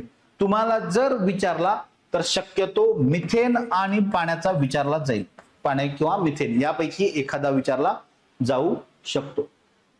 हा, कारण पुस्तकात हे बघा, आयोग तयार करताना प्रश्न स्वतःच्या मनाचे जास्त तयार करायला जात नाही. जे तुम्हाला पुस्तकात आहे, खास करून स्टेट बोर्डच्या त्या पुस्तकांमध्ये ज्या काही माहिती दिलेल्या आहेत त्याच फॅक्ट्स शक्यतो आयोग विचार. त्यामुळं स्टेट बोर्डचं जे पुस्तक वाचता ते व्यवस्थित वाचायचं. तुम्ही जर स्टेट बोर्ड 10वीचं जरी वाचलं तरी तुम्हाला यातले बॉन्ड अँगल तिथं दिसतील. येस, त्यामुळे कन्फ्युजन जायचं नाही. हे काय मी नवीन आणलेलं नाहीये मॅटर. तुमच्या स्टेट बोर्डच्या पुस्तकात जो मॅटर आहे तोच मॅटर आहे, त्याच्या बाहेर जास्त मॅटर नाही. खास करून 11वीच्या स्टेट बोर्डवरून मी स्लाइड तयार करतो. त्यामुळं 11वी तुम्ही जर क्वेश्चन्स बघितले, म्हणजे तुमचं जे बेसिक आहे 10वी पर्यंत स्टेट बोर्ड, ते जरी तुम्ही नीट केलं तरी तुम्हाला मार्क्स मिळतात सायन्समध्ये, फिजिक्स केमिस्ट्रीला सुद्धा. ठीक आहे, त्यामुळे लक्षात ठेवा, व्यवस्थित स्टेट बोर्ड मध्येच आहे बॉन्ड अँगल वगैरे, एवढेच लक्षात ठेवा. ह्याच्या बाहेर जास्त जरी विचारले आयोगाने, जोड्या लावायला जरी आयोगाने 4 विचारले तर यातले 2 तरी पाठ असतात तुम्हाला, यातले 2 तरी लक्षात ठेवता, तुम्हाला जोड्या लावायचा प्रश्न ऑटोमॅटिक सुटतो. याचं लक्षात. स्टेट बोर्ड जर तुम्ही बघितले तर तुम्हाला ही 3 उदाहरणं त्यात दिसतील. स्टेट बोर्ड मध्ये आहे एक चार्ट वेगळा, तिथं जास्त आयोग विचारणार नाही, सोपं सोपं. आता आपल्या डेली यूज मध्ये आपण काय वापरतो, पाणी वापरतो, मग ऍटलिस्ट तेवढा तरी बॉन्ड अँगल आयोग विचारू शकेल. H2O अजून आयोग तिथपर्यंत गेलेला नाही डीप मध्ये, आयोग इथंच फिरते, अजून याच कन्सेप्ट मध्ये फिरते. बंधातील कोन म्हणजे काय, बंध ऊर्जा म्हणजे काय, इथंच आयोग फिरते. त्यामुळे ते लक्षात ठेवायचं. यस, सगळं पाठ करत बसायचं नाही. जेवढं शक्य आहे तेवढं लक्षात ठेवा, तुम्हाला ते पॉइंट्स व्यवस्थित मार्क्स मिळवून देतील. ठीक आहे, सोपं आहे, जास्त कन्फ्युजन वाढवून घेऊ नका स्वतःच पाठांतराच्या नादात. त्यामुळे सांगतोय त्या पद्धतीनं व्यवस्थित तुमचा अभ्यास चालू दे. तुम्ही जर व्यवस्थित कन्सेप्च्युअल अभ्यास केला तर तुम्हाला मार्क्स मिळतील, म्हणजे मिळतील, नक्की मार्क्स तुम्हाला मिळतील. तुम्हाला फक्त कन्सेप्ट लक्षात ठेवायचं. येते लक्षात, तुम्हाला इथपर्यंत लक्षात येणं गरजेचं आहे. इथपर्यंत जर लक्षात आलं तर तुम्हाला मार्क्स मिळतील, म्हणजे मिळतील, अश्युरन्स आहे तेवढं. ठीक आहे, नेक्स्ट पॉइंट.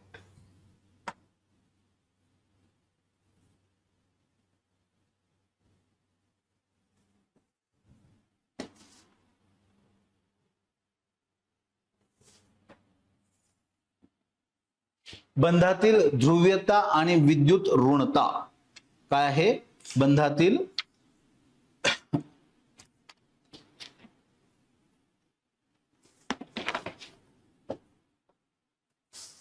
एकच मिनिट, एक पॉइंट यात आहे का मिसिंग झालं ते बघतो मी.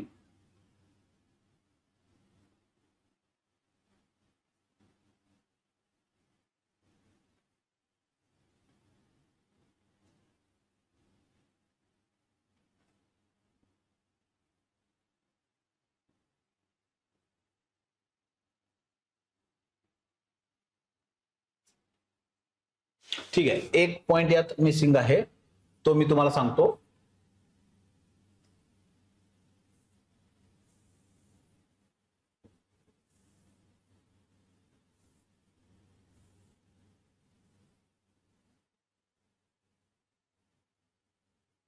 ठीक आहे, बघा इथला एक पॉइंट मिसिंग आहे, तो मी तुम्हाला सांगतो.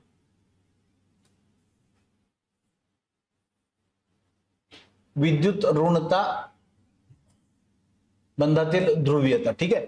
आता जी काही आकर्षण आणि प्रतिकर्षण आहे, इलेक्ट्रोस्टॅटिक फोर्स.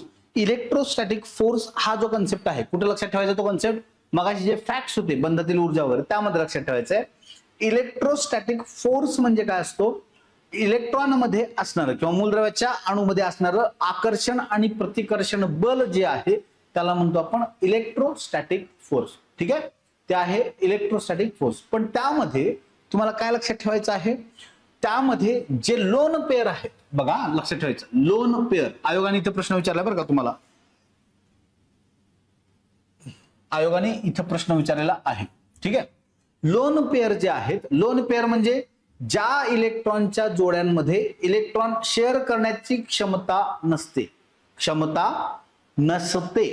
त्याला म्हणायचं लोन पेअर. आणि बॉन्ड पेअर म्हणजे त्या पेअर की ज्या इलेक्ट्रॉन भागीदारीमध्ये भाग घेतात, ज्या इलेक्ट्रॉन भागीदारीमध्ये भाग घेतात जोड्या, त्यांना म्हणतो आपण बॉन्ड पेअर. लोन पेअर म्हणजे ज्या इलेक्ट्रॉन भागीदारीमध्ये भाग घेत नाहीत इलेक्ट्रॉनच्या जोड्या, त्यांना आपण म्हणतो लोन पेअर. ठीक आहे. मग याच्यामध्ये एक प्रतिकर्षण शक्ती जी असते, प्रतिकर्षण बल म्हणजे रिपल्सिव्ह फोर्स जे आहे ते सगळ्यात जास्त कोणामध्ये असतं,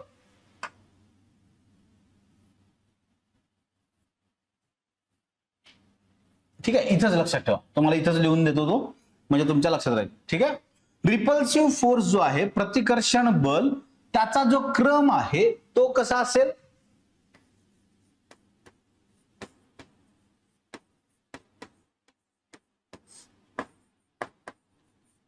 प्रतिकर्षण बल चा उतरता क्रम जो आहे, प्रतिकर्षण बल सगळ्यात जास्त कोणाच्यात असेल, लोन पेअर मध्ये असेल. बरोबर आहे.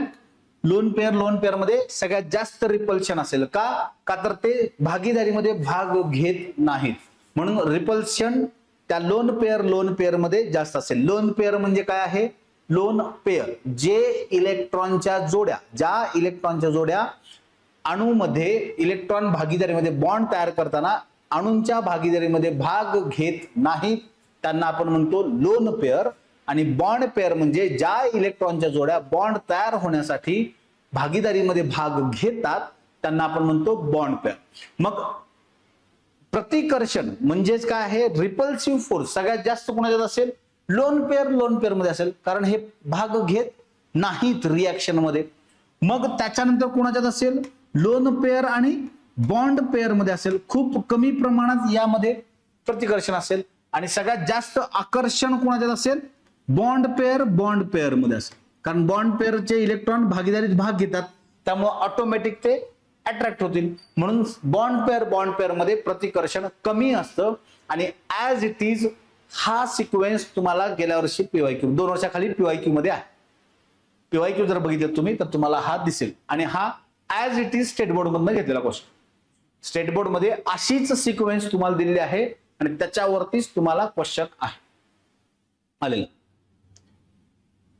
तुझ्या लक्षात, लोन पेअर म्हणजे काय आहे, ज्या इलेक्ट्रॉनच्या जोड्या सहसंयोजी संयुगांमध्ये इलेक्ट्रॉनच्या भागीदारीमध्ये भाग घेत नाहीत, त्यांना आपण म्हणतो लोन पेअर. आणि बॉन्ड पेअर म्हणजे ज्या इलेक्ट्रॉनच्या जोड्या अणूंच्या भागीदारीमध्ये, इलेक्ट्रॉनच्या भागीदारीमध्ये सहसंयोजी संयुग तयार होताना इलेक्ट्रॉन भागीदारीमध्ये भाग घेतात, त्यांना आपण म्हणतो बॉन्ड पेअर.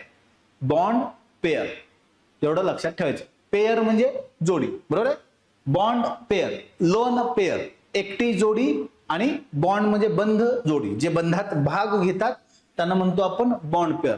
आणि प्रतिकर्षण बलाचा उतरता क्रम हा या क्रमानं आहे, एवढं लक्षात ठेवायचं. प्रतिकर्षण बलाचा उतरता क्रम हा या क्रमाने आहे. कळतंय इथेपर्यंत? लोन पेअर, बॉन्ड पेअर हा कन्सेप्ट कळाला का?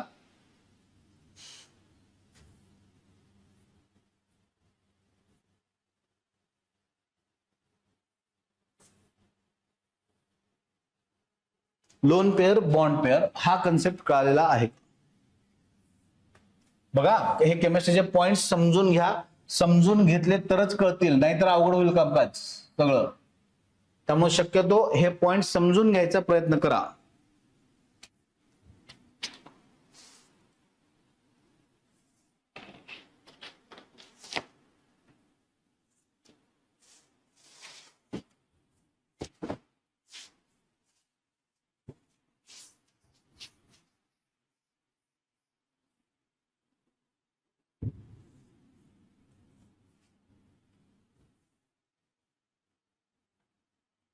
येतो का पॉइंट लक्षात? यस, ऑनलाईन जनता पटपट सांगा, तुम्हाला लक्षात येतोय का? जे ऍप वरती ऑनलाईन आहेत त्यांनी पटपट सांगावं, त्यांना लक्षात येतोय का पॉइंट्स? यस, शुभम, सचिन, योगेश, अर्पिता.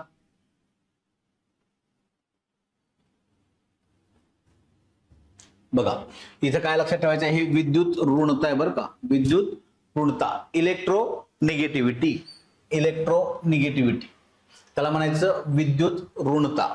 ठीक आहे, आणि ध्रुवीयता काय आहे ते पण आपण बघूयात.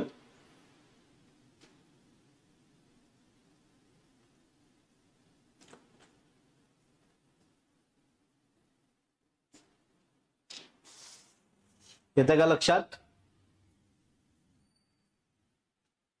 यस, पटपट सांगा. ऑनलाईन जनता जी आहे त्यांनी पटपट सांगावं, तुम्हाला लक्षात येतंय का? मग आता आहे विद्युत ऋणता. यस, 9511 यस यस, ठीक आहे. यस, नेक्स्ट पॉइंट कुठला आहे? विद्युत ऋणता.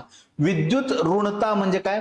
इलेक्ट्रॉन देवाणघेवाण होताना, इलेक्ट्रॉन देवाणघेवाण झाल्यानंतर जी शेअरिंग झालेली आहे, इलेक्ट्रॉनची शेअरिंग, सहसंयोजी बंध तयार होताना जी इलेक्ट्रॉनची शेअरिंग झालेली असते, इलेक्ट्रॉनची शेअरिंग दिसतात इथं, शेअरिंग इलेक्ट्रॉन इथं दिसतात, शेअरिंग झालेले इलेक्ट्रॉन. यस, ते शेअरिंग इलेक्ट्रॉन स्वतःकडं आकर्षून घेण्याची कोणत्याही अणूची जी शक्ती असते, कोणत्याही मूलद्रव्याची अणूची जी शक्ती असते, की जे भागीदारीत झालेले इलेक्ट्रॉन आहेत ते कुठल्या तरी एका मूलद्रव्याकडे आकर्षून घेण्याची जी शक्ती असते त्याला आपण म्हणतो विद्युत ऋणता, इलेक्ट्रोनिगेटिव्हिटी असं म्हणतो. सामायिक इलेक्ट्रॉन, सामायिक इलेक्ट्रॉन कधी असतील दोन्हीमध्ये? जर त्यांच्यामध्ये भागीदारी झाली असेल तरच. याचं लक्षात, जर भागीदारी झाली असेल तरच दोन्हीमध्ये कॉमन इलेक्ट्रॉन असतील, सामायिक इलेक्ट्रॉन असतील. यस, ते सामायिक इलेक्ट्रॉन स्वतःकडे आकर्षून घेण्याचा अणूचा जो क्षमता असते किंवा गुणधर्म असतो त्याला आपण म्हणतो इलेक्ट्रोनिगेटिव्हिटी, विद्युत ऋणता असं म्हणतो. त्याला आपण काय म्हणतो? विद्युत ऋणता. मग याच्यामधून बंधामध्ये दोन प्रकार होतात. कोणते? एक अध्रुवीय बंध, नॉन पोलार कोव्हॅलंट बॉन्ड, आणि एक पोलार कोव्हॅलंट बॉन्ड. ध्रुवीय बंध आणि अध्रुवीय बंध.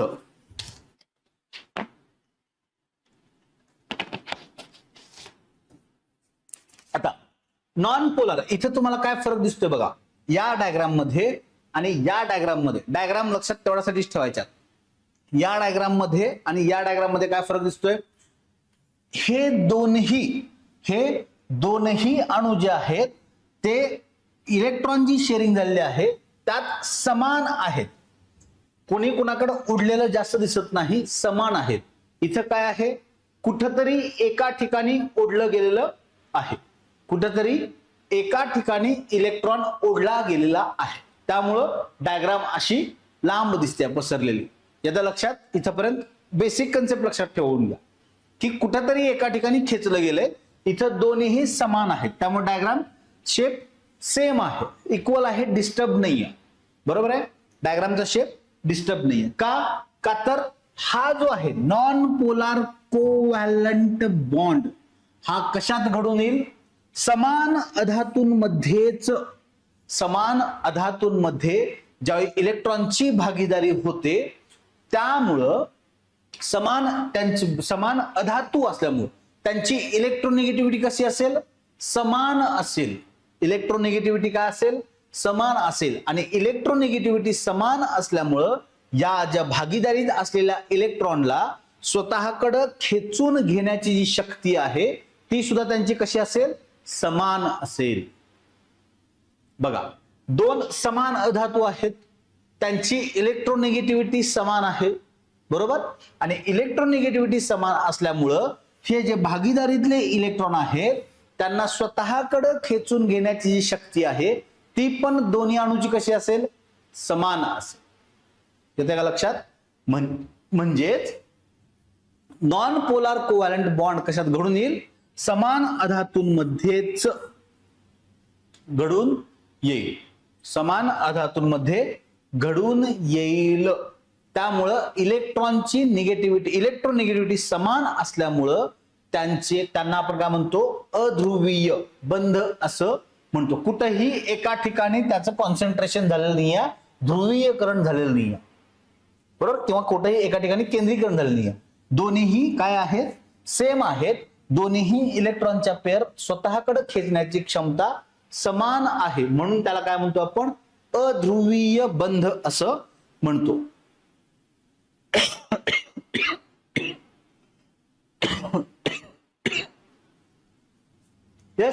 आता इथं जर बघितलं तर इथं काय लक्षात येतं, दोन भिन्न अधातू असतील तर त्यांच्यामध्ये इलेक्ट्रोनिगेटिव्हिटी जी आहे त्यामध्ये फरक तयार होईल. इथं समान अधातू असल्यामुळे काय होतं, इलेक्ट्रोनिगेटिव्हिटी जी आहे ती समान असते, त्यामुळे इलेक्ट्रॉन स्वतःकडे खेचून घेण्याची ताकद सुद्धा त्यांची समान असते. परंतु इथं जे आहे त्यात दोन भिन्न अणू असल्यामुळं त्यांची इलेक्ट्रोनिगेटिव्हिटी सुद्धा काय असेल, भिन्न असेल. आणि भिन्न असल्यामुळं कुठल्या तरी एका मूलद्रव्याच्या अणूकडं ते इलेक्ट्रॉन शेअर केले जातील किंवा खेचून घेतले जातील. ते इलेक्ट्रॉन काय होतील, खेचून घेतले जातील. ज्याची विद्युत ऋणता म्हणजे ज्याची इलेक्ट्रोनिगेटिव्हिटी जास्त आहे तो इलेक्ट्रॉन जास्त प्रमाणात स्वतःकडे खेचतो. ज्याची इलेक्ट्रोनिगेटिव्हिटी जास्त आहे तो अणू इलेक्ट्रॉनची पेअरिंग जे आहे किंवा इलेक्ट्रॉन जे आहेत ते स्वतःकडे आकर्षित करतो, आणि ज्याची इलेक्ट्रोनिगेटिव्हिटी कमी आहे तो स्वतःकडे कमी प्रमाणात आकर्षित करतो. यालाच काय म्हणतो आपण, पोलार कोव्हॅलंट बॉन्ड असं म्हणतो. त्याला काय म्हणतो आपण, पोलार कोव्हॅलंट बॉन्ड. मग ज्या अणूकडे इलेक्ट्रॉन खेचले जातात त्याच्यावरती काय होतो, थोडासा स्मॉल असा, एकदम छोटा असा, कमी असा निगेटिव्ह चार्ज तयार होतो, आणि ज्याच्याकडे कमी प्रमाणात खेचले जातात त्याच्यावरती काय होतो, धनप्रभार तयार होतो. त्याच्यावरती काय होतो, धनप्रभार तयार होतो. आता इथं बघा, याच्यात काय केलंय, हा अणू मुद्दाम दाखवताना मोठा दाखवलाय आणि हा कसा दाखवलाय, लहान दाखवलाय याच्यापेक्षा. म्हणजेच याची इलेक्ट्रोनिगेटिव्हिटी जास्त आहे याच्यापेक्षा. त्यामुळे इलेक्ट्रॉन आकर्षित कुठे होतील, इकडे होतील. यस, इलेक्ट्रॉन आकर्षित तिकडे होतील. त्यामुळं त्याच्यावरती कुठला असेल, ज्याच्यावरती इलेक्ट्रॉन खेचून घेतले जातात त्याच्यावरती निगेटिव्ह प्रभार तयार होतो, आणि ज्याच्याकडून खेचले जातात त्याच्यावरती धनप्रभार तयार होतो. कळतंय का, कोव्हॅलंट बॉन्ड आणि पोलार बॉन्ड आणि नॉन पोलर बॉन्ड, अध्रुवीय बंध आणि ध्रुवीय बंध, हे कळतंय का.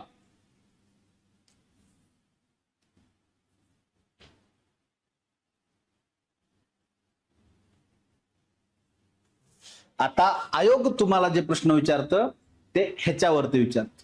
ह्याच्यात मूलद्रव्यांची जी परिमिती तयार होते किंवा त्यांचा आकार तयार होतो त्याच्यावरती आयोग प्रश्न विचारतं.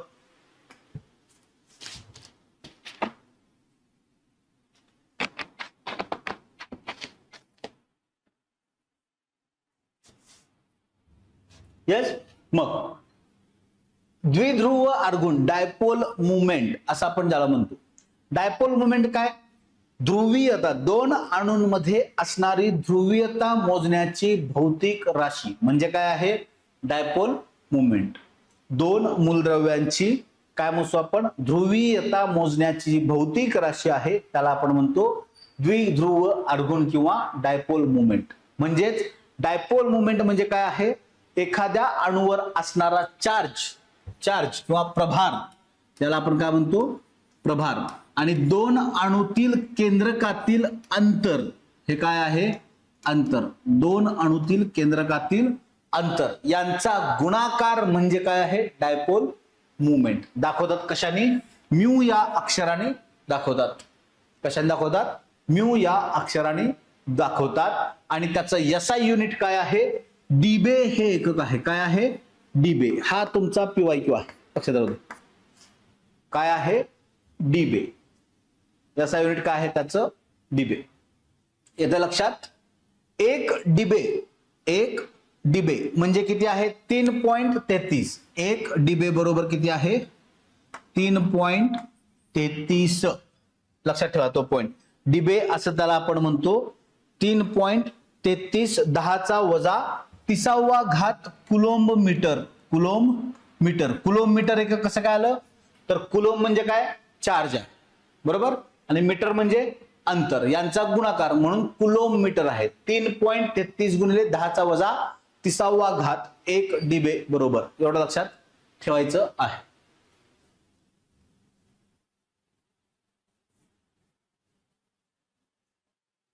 बघा मग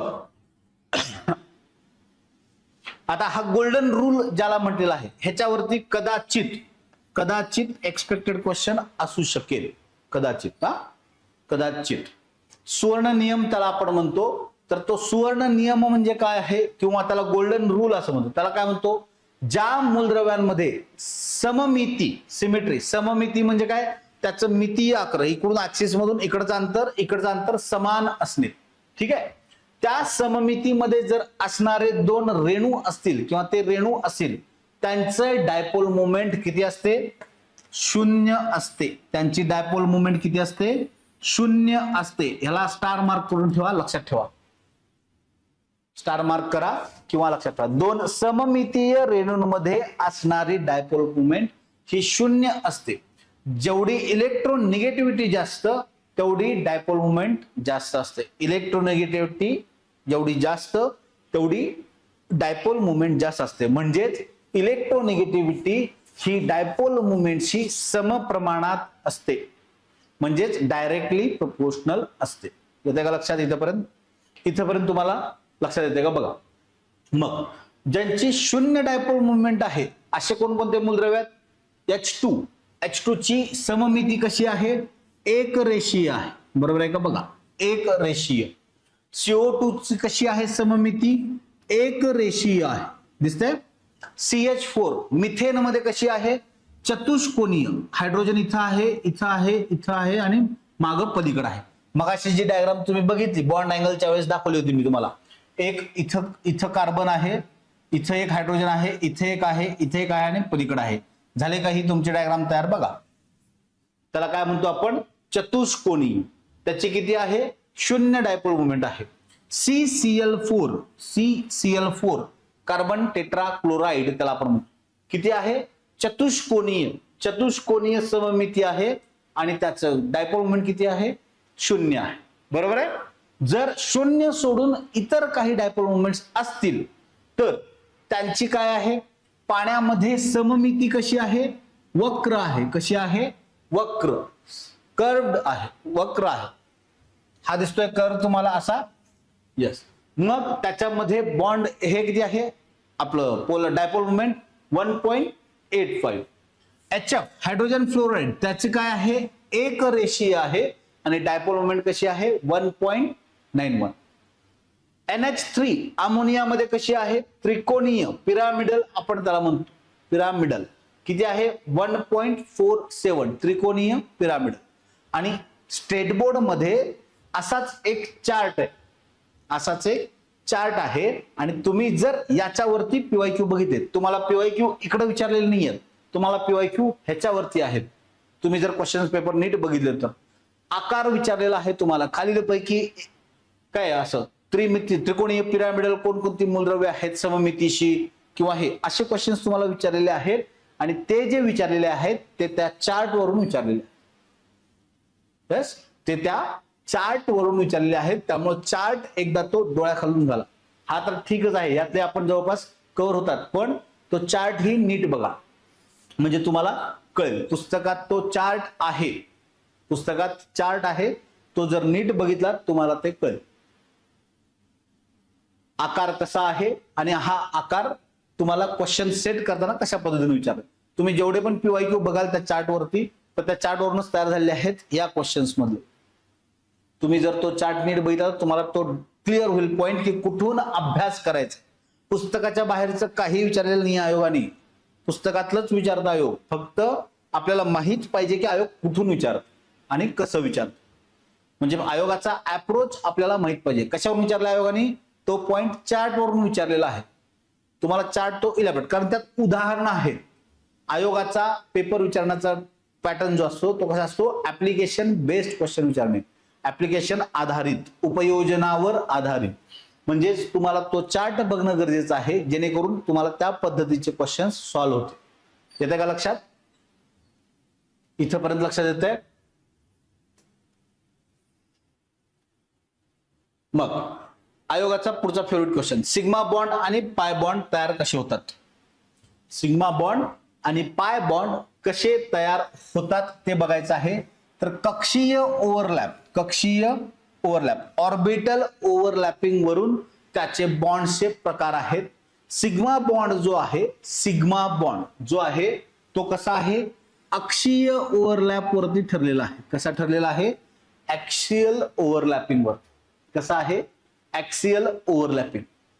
त्याची जी कक्षा आहे, हा जो मध्य अक्ष आहे, अक्षीय ओव्हरलॅपिंग.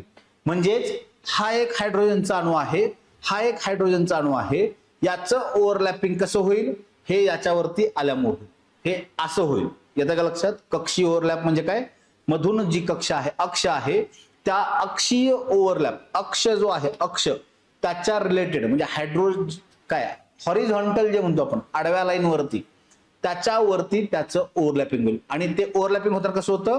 हे याच्या समोर येतं, एखादे घुसत नाही, असं समोर येतं आणि ते असं एकमेकात ओव्हरलॅप होतं. ओव्हरलॅप म्हणजे एकावर एक येणे. त्या पद्धतीनं ते ओव्हरलॅपिंग होऊन इलेक्ट्रॉन शेअरिंग होते.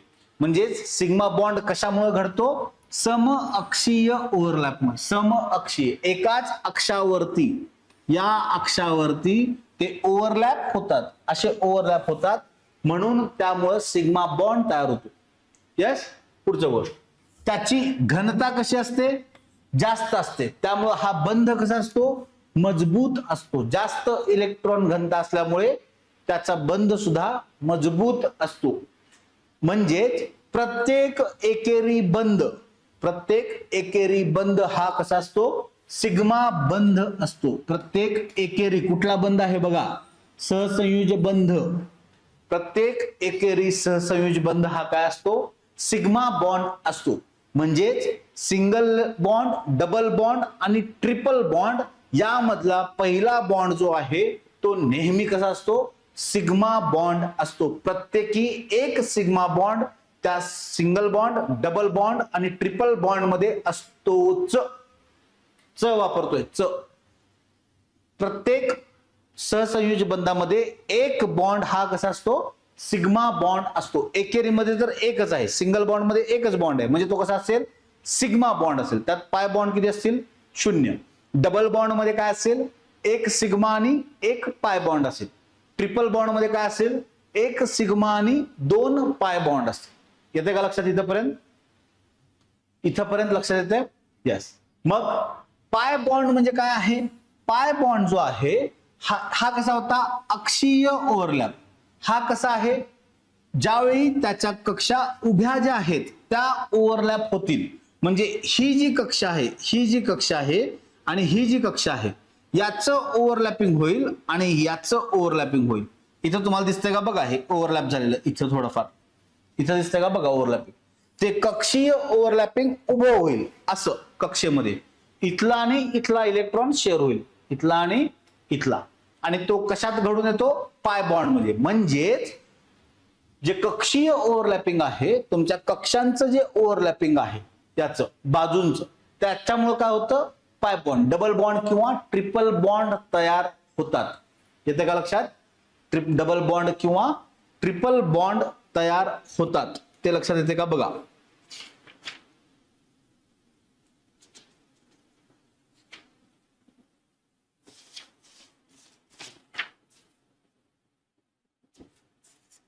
यस. ट्रिपल बॉन्ड तयार होतात. मग या पाय बॉन्ड मध्ये आपण मगाशी बघितल्याप्रमाणे सिंगल बॉन्ड मध्ये पाय बॉन्ड असेल का? नाही. का तर प्रत्येक बॉन्ड मध्ये, प्रत्येक कोव्हॅलेंट बॉन्ड मध्ये एक बॉन्ड हा कसा असतो? सिग्मा बॉन्ड असतो. बरोबर आहे? मग एकेरी बंधात काय असेल? तो सिग्मा बॉन्ड असेल. म्हणजे एकेरी बंधात पाय बॉन्ड नाही. दुहेरी बंधात एक सिग्मा आणि एक पाय बॉन्ड असेल. तिहेरी बंधात एक सिग्मा आणि एक पाय बॉन्ड असेल. याचं लक्षात? यस.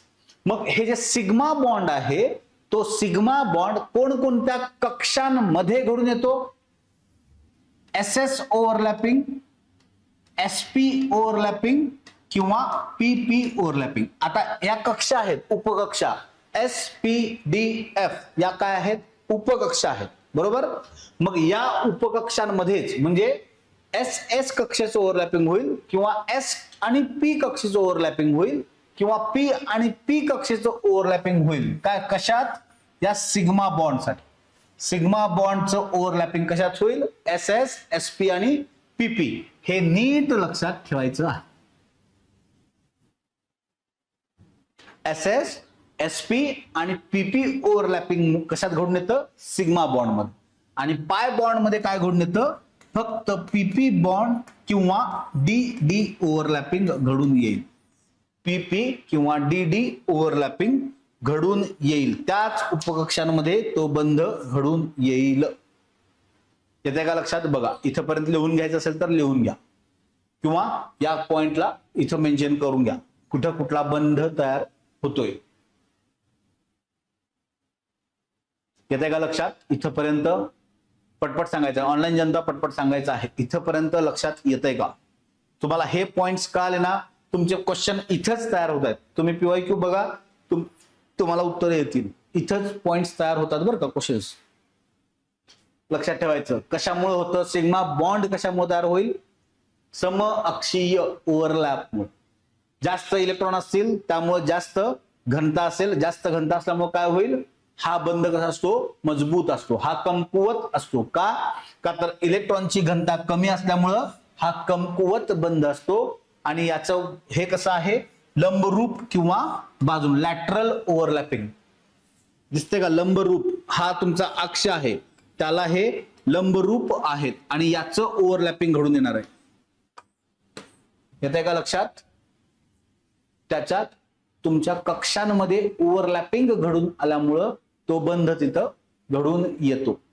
घडतो कुठं, PP आणि DD कक्षांमध्ये. या उपकक्षांमध्ये पाय बॉन्ड घडून येतो. Yes, clear.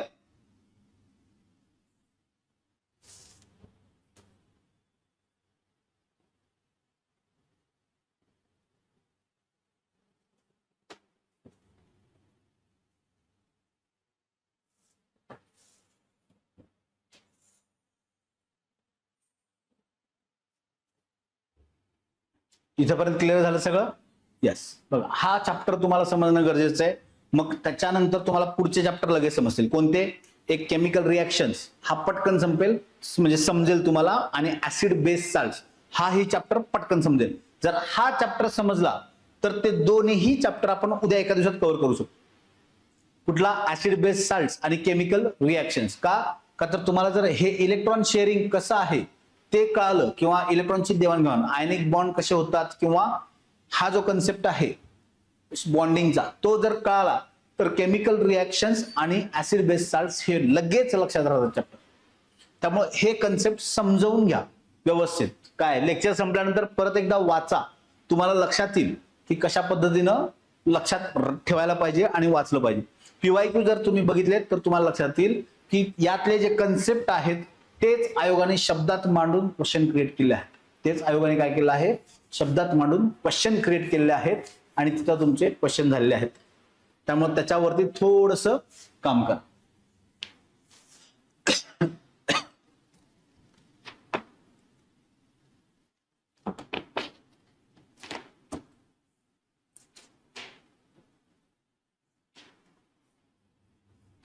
यस. बघा इथं काय आहे, कोव्हॅलंट कोऑर्डिनेट बॉन्ड, समन्वय बंध. काय आहे, कोऑर्डिनेट बॉन्ड जो आहे. कोऑर्डिनेट बॉन्ड म्हणजे काय आहे, जेव्हा इलेक्ट्रॉनची भागीदारी होते तेव्हा एकाच अणूच्या, म्हणजे दोन अणू असतात त्यातल्या एकाच अणूचे, एकाच मूलद्रव्याच्या एकाच अणूचे जे इलेक्ट्रॉनची जोडी आहे ती भागीदारीत वापरली जाते. एकाच अणूची, दोन अणूंपैकी एकाच अणूच्या इलेक्ट्रॉनची जोडी. आता इथं बघा ए आणि बी मध्ये ही जी इलेक्ट्रॉनची जोडी आहे तीच भागीदारीत वापरली गेली आहे बी साठी.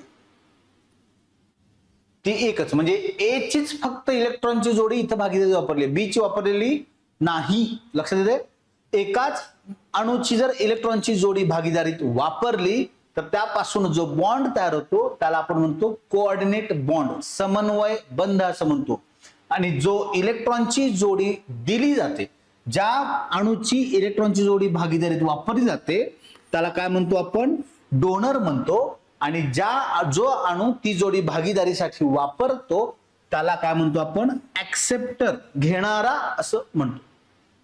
एकाला देणारा म्हणतो आणि एकाला घेणारा असं आपण म्हणतो. येते का लक्षात? बघा, मग जे ऍक्सेप्टर आहेत, त्यात ऍसिड बेस सिद्धांत जो आहे, पुढे बघायचं आपल्याला ऍसिड बेस सिद्धांत. ते जे ऍक्सेप्टर आहेत त्यांना आपण म्हणतो लुईस आम्ल. काय म्हणतो? लुईस आम्ल. आणि जे डोनर आहेत त्यांना म्हणतो लुईस आम्लारी. लुईस आम्लारी असं यांना आपण म्हणतो.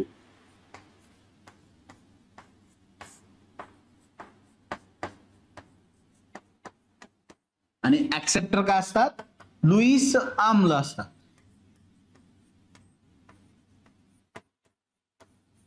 येते का लक्षात? इथपर्यंत लक्षात येते का? ठीक आहे. जे इलेक्ट्रॉन जोडी एकाच अणूची वापरली जाते त्याला डोनर म्हणतो. आणि ज्याची ऍक्सेप्ट केली जाते किंवा स्वतःकडे घेतली जाते त्याला आपण ऍक्सेप्टर असं म्हणतो. आणि ऍक्सेप्टर हे आम्ल आम्लारी सिद्धांतानुसार लुईस आम्ल असतात. आणि जे इलेक्ट्रॉन जोडी देतात किंवा शेअर करतात ते लुईस आम्लारी असतात. आणि या बंधाला काय म्हणतो आपण? कोव्हॅलंट बॉन्ड असं म्हणतो. काय? कोऑर्डिनेट बॉन्ड, समन्वय बॉन्ड असं आपण त्याला म्हणतो. त्याच्यानंतर काय आहे? Metallic bond. Metallic bond. धातूंमध्ये काय असतात? मुक्त इलेक्ट्रॉन असतात. धातूंमध्ये काय असतात? मुक्त इलेक्ट्रॉन धातूंमध्ये असतात. मग धातूंमध्ये काय होतं? धनप्रभारित आयन, पॉझिटिव्ह आयन कुठे आहेत? धातूंमध्ये. ते धनप्रभारित आयन आणि मुक्त इलेक्ट्रॉन जे पसरलेले आहेत त्यांमध्ये रिएक्शन होऊन किंवा आकर्षण होऊन जो बंध तयार होतो त्याला आपण म्हणतो धातुबंध. त्याला काय म्हणतो? धातुबंध किंवा मेटॅलिक बॉन्ड.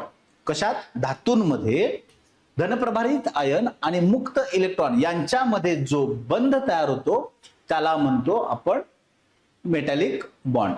ठीक आहे. याच्यात इलेक्ट्रोस्टॅटिक फोर्स म्हणजे एकमेकांकडे इलेक्ट्रॉन आकर्षण करून घेण्याची जी शक्ती असते ती कशी असते? मजबूत असते. मेटॅलिक बॉन्ड मध्ये ती मजबूत असते. मग यांचं काय आहे? शक्यतो जी स्फटिक स्वरूपातली मूलद्रव्य आहेत, स्फटिक स्वरूपातील मूलद्रव्य ते कशात आढळतात? यांमुळे आढळतात. मेटॅलिक बॉन्डमुळे स्फटिक स्वरूपातील मूलद्रव्य आढळतात. यांचा द्रवणांक, कारण काय आहे? मेटॅलिक बॉन्ड आहे तो स्ट्रॉंग असणार आहे. इलेक्ट्रॉनची शेअरिंग, देवाणघेवाण आहे, बरोबर. आयन सोबत मुक्त इलेक्ट्रॉनची बंध आकर्षण शक्ती जास्त असणार आहे. कारण पॉझिटिव्ह आयन आणि निगेटिव्ह इलेक्ट्रॉन याच्यात काय आहे? पॉझिटिव्ह आणि negative always attract towards each other. त्यामुळे आकर्षण शक्ती जास्त असल्यामुळं त्यांचा द्रवणांक आणि उत्कलनांक कसा असणार आहे? उच्च असणार आहे. मेटॅलिक बॉन्ड लक्षात. मेटॅलिक बॉन्ड मध्ये काय आहे?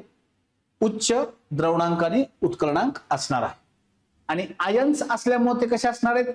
विजेचे सुवाहक आयन्स आहेत. आयन्स आणि मुक्त इलेक्ट्रॉन स्वरूपात आहेत. हे मुक्त इलेक्ट्रॉन त्यामध्ये असल्यामुळे काय होणार आहे? इलेक्ट्रिसिटी त्यातून वाहणार आहे. विजेचे सुवाहक असणार आहेत. हे लक्षात ठेवा. प्रश्न विचारला तर याच कन्सेप्टवरती तुमचा विचारला जाईल. येतं इथेपर्यंत लक्षात? यस. सगळ्यांना ऑनलाईन जनता जे जे आहेत ते पटपट सांगा. लक्षात येते का?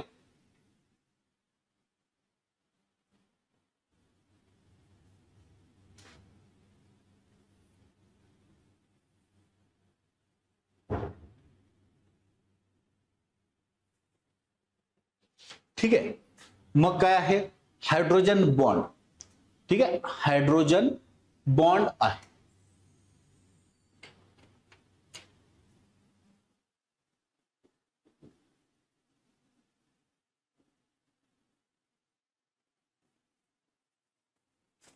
बघा आता यामध्ये काय आहे? जेव्हा हायड्रोजनची रिएक्शन, हायड्रोजन हा अति इलेक्ट्रोनिगेटिव्हिटी म्हणजे हाय इलेक्ट्रोनिगेटिव्हिटी असणाऱ्या मूलद्रव्यांसोबत जेव्हा बंध तयार करतो त्यावेळी जो बंध तयार होणार आहे तेव्हा त्याला आपण काय म्हणतो? हायड्रोजन बॉन्ड असं म्हणतो. मग कोणकोणत्या मूलद्रव्यांसोबत हायड्रोजन बॉन्ड तयार होईल? Nitrogen, oxygen, fluorine. Nitrogen, oxygen आणि फ्लोरीन सोबत जे, कारण यांची इलेक्ट्रोनिगेटिव्हिटी कशी आहे, उच्च आहे, अति जास्त आहे. यांची इलेक्ट्रोनिगेटिव्हिटी जास्त असल्यामुळं हायड्रोजन यांच्यासोबत जास्त अट्रॅक्ट करून त्यांची काय होते, रिॲक्शन बॉन्ड तयार होते आणि तो जो बॉन्ड आहे त्याला आपण काय म्हणतो, हायड्रोजन बॉन्ड असं त्याला आपण म्हणतो. जास्त इलेक्ट्रोनिगेटिव्हिटी असणाऱ्या मूलद्रव्यांकडे हायड्रोजनची जी शक्ती आहे ती आकर्षण शक्ती वाढते आणि त्यांमध्ये बॉन्ड तयार होतो. येते का लक्षात, बघा इथपर्यंत.